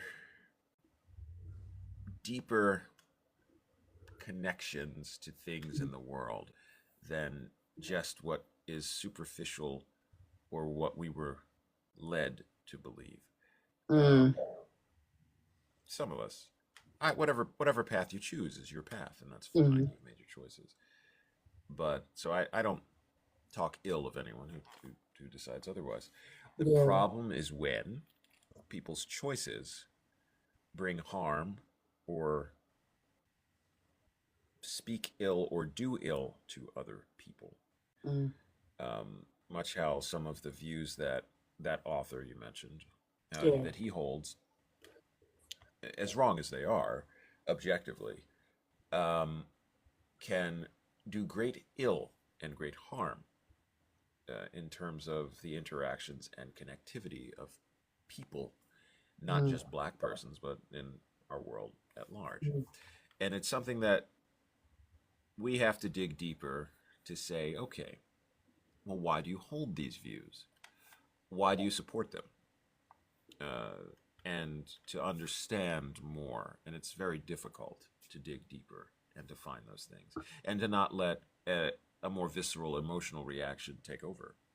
When you say, well, this is absolutely wrong. Well, maybe it is. Maybe it isn't. We believe that Mm. that is wrong. But I always encourage folks to explore that other side to say, okay, well, why is this? Why do you believe that? Mm. And it's not that you're going to change anyone's mind, but Mm. it gives you a so that you are better prepared to navigate the minefield that is some of these ideologies and belief systems about how the world works that may or may not be true or factual. Yeah. Um, and it's how we can grow as people and to be better prepared because the world is a pretty rough place out there, and Yeah. it doesn't take many prisoners, and we do what we can. So, I mean, that's how I tend to look at that. But I think it's well worth exploring Yeah. as you work through obviously it's very traumatic to be put in that position. Yeah. And To be on when a person is a very private, introverted person and they do and they just do this online and then they go into their shell. You see them at a book event and then they go into their shell. To be online and see, oh, guess what celebrity saw this or guess this. I don't want to be known for that hemotep who does not like black women or has mommy issues. I don't want to be known for that. Everything I do, Sean, I promise you, is to uplift black authors and POC authors, to give people a better understanding of black genres ranging from street lit to multicultural and interracial romance, horror, fantasy, whatever. It has never been to be ego driven about it. I'm always a student. Regardless of my kink of being a dom, I am always a student because that makes me a better person. mhm. That makes me a better individual. It makes me a better human being. But the just the magnitude of what happened the other day just sent me spiraling. I have been spiraling since that happened. I I don't understand. mean to throw I all understand. this on you, but it's just my God. No, that had to have been difficult in your position and with who you are. And I think I haven't seen it, but as you've described it,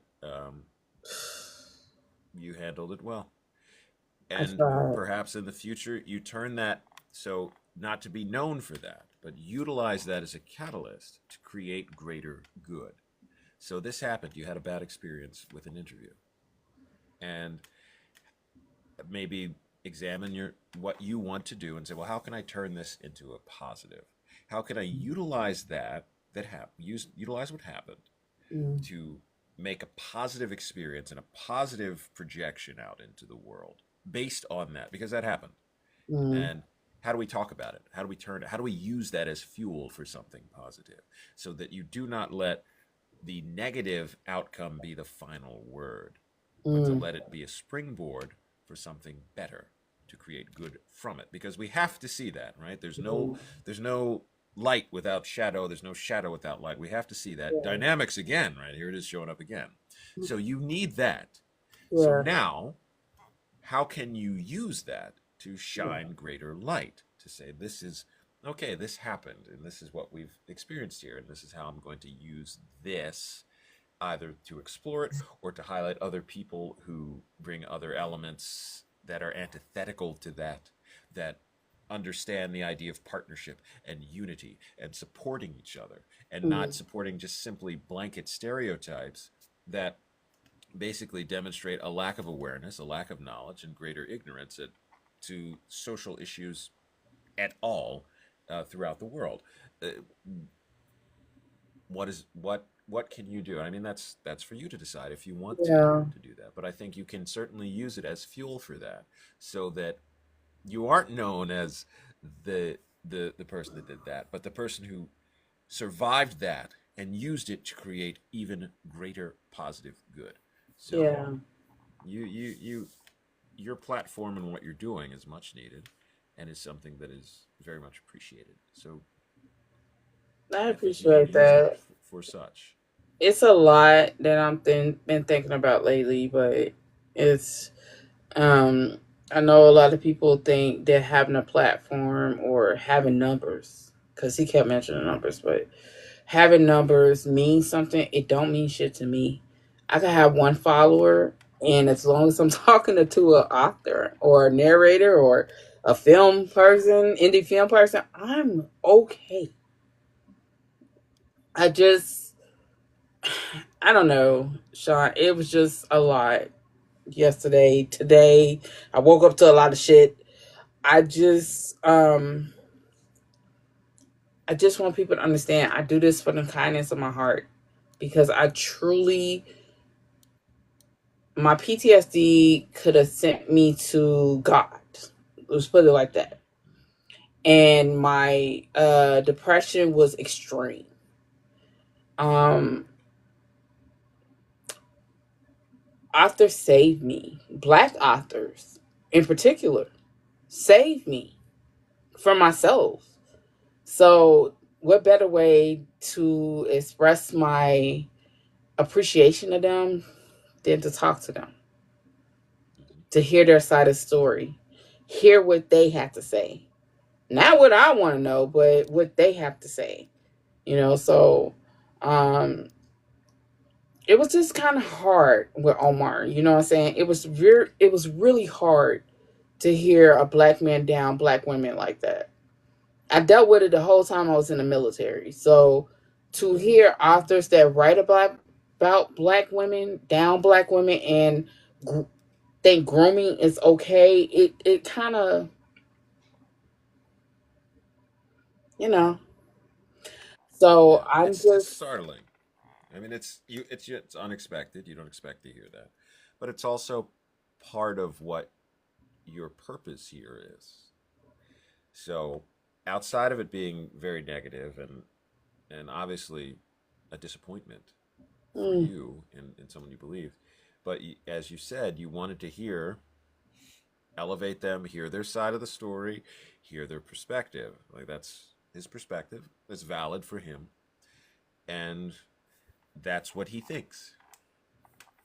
Okay, all right, and that's what we were here to talk about. Didn't yeah. necessarily come in saying sugarcoat it or tailor it to something or even show a modicum of respect to women, your host, or but that's what he thinks, and that's valid for him. Mm, So, in that sense, you have still done what you set out to do, right? You didn't tell him to change his tune or to not come on talking about what he believes and what his perspective is and how where he writes from. So you have shared that. So that's it's still part of what your task here is mm. to do. I'm trying to look at it like that, Sean. I'm sorry to dump this on you. It just flowed out. Hey, hey, we got to it, so that's where it is. But I think um, feel free to ping me as you sort through it and process it. If you say, hey, maybe I could talk about this, or maybe we could invite some other folks together to discuss it too, Yeah. who hold different opinions, under the idea of having a dialectic and a conversation that, look, we're not attacking anyone here. We're just talking about our opinions and our ideas on what happens.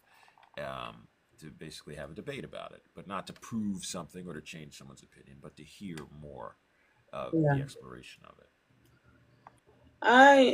I'm gonna work through it. The one thing, okay, the one thing I can guarantee with being a sociopath and not having feelings in the way that normal people have or society think normal people are Mm-hmm. is that I logically run through shit. So, Mm-hmm. analytically and logically, I will run through this course. Probably take me about 3 or 4 days. Is as long as I stay off the internet and listen to y'all. No offense. But I logically will run through it and Mm-hmm. I'll come to my own conclusion. But I'm starting to learn with help of medication. But I'm starting to learn how to express myself more um on my own and to listen to others in a sense of feelings, not logic, all the time, and equate them both together. At least that's what that lady on that couch say. But I am learning. I am learning my way into that because mimicking feelings is not the way of really understanding human nature. Just saying. So that's a little This is tidbit. progress. This is solid It progress is. in your human experience. Exactly. Exactly. I am trying. I am trying to be better. I'm trying. Mm-hmm. That's But all we can hope for. how can everybody get to find you on this interweb of social media and they bullshit? Jazz hands. Most For the most part, you'll find me on most social media under my own name, Sean Crisden. But I've I have an aversion to social media in general, and recently, in recent weeks, I haven't posted anything because I'm still attempting to discern what I'm going to do on social media because I have I hold particular values that many of these platforms are shitting in the face of. So I'm trying to decide if I'm going to remain on many of these social media platforms. Mm. So for the most part, I tell folks, hey, you can email me directly, Crisden at SeanCrisden.com, from my website, which is SeanCrisden.com. But I still do have a presence on TikTok, Instagram, Facebook. I'm on Blue Sky as well. Um, and I'm just under my name, so you can try me there. I get deluged with DMs. Sometimes it takes me a very long time to get through them, and I haven't really been looking at a lot of my social media for the past few weeks, just for my own mental health. So you can email me or just go to SeanCrisden.com or join Sean Crisden's Backstage Pass at SeanCrisden.com. I am I'm definitely off and finna on. join this. I'm scared. I have a Discord server. Well, so people come out changed. That's all I can tell you. They're not the Oh, same as oh, they were oh, then. praise the Lord. Huh, no, no, no, no, no,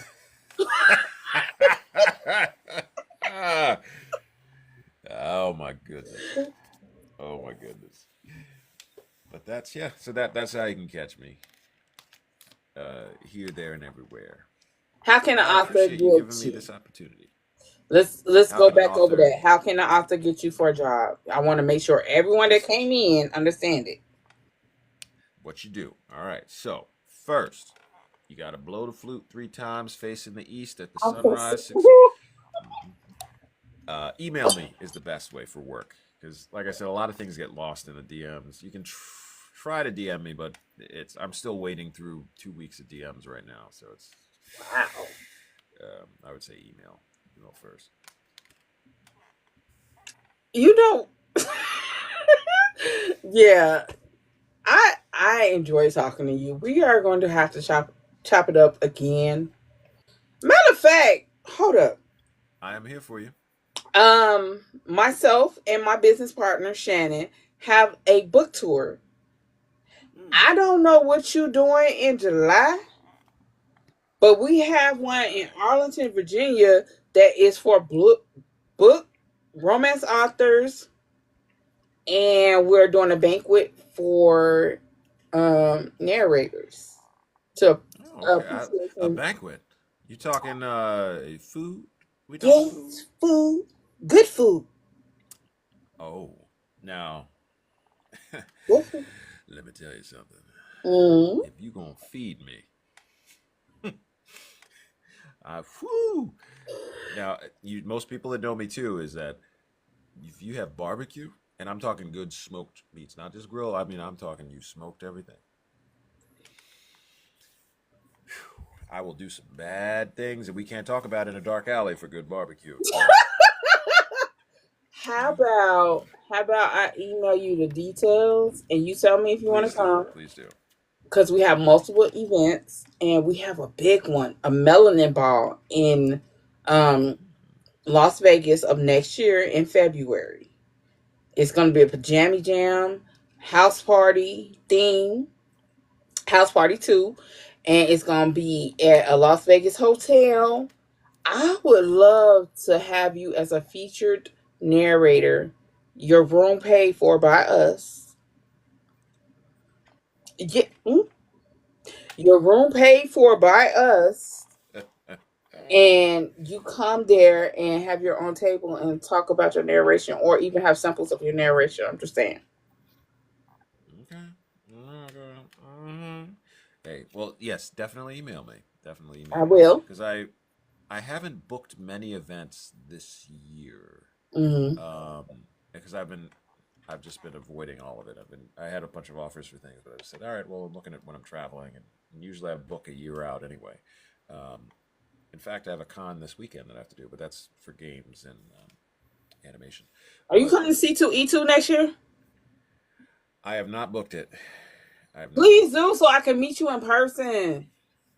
I'm in Chicago, so Maybe I'll I see. would. I'm right now. Yeah, the last time I was in Chicago was for I think I did a lure there, but this was might have been several. This was several years Because ago. I'm always a So C2E2. okay, okay. Well, again, email me. We'll set it up. We'll figure it All out. right. All right. Then So I'll let you y'all, go. Yeah, thank you. y'all got a great interview. He is amazing. If you are an author, please contact him.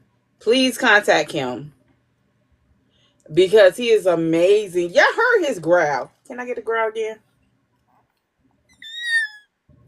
I cannot right now. Yeah, see, I tell you.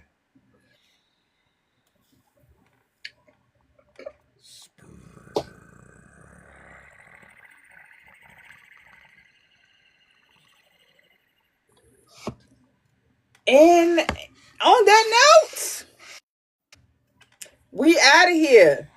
Thank you Thank you once for having me. again. I love talking to you, and I'm going to email you probably tomorrow.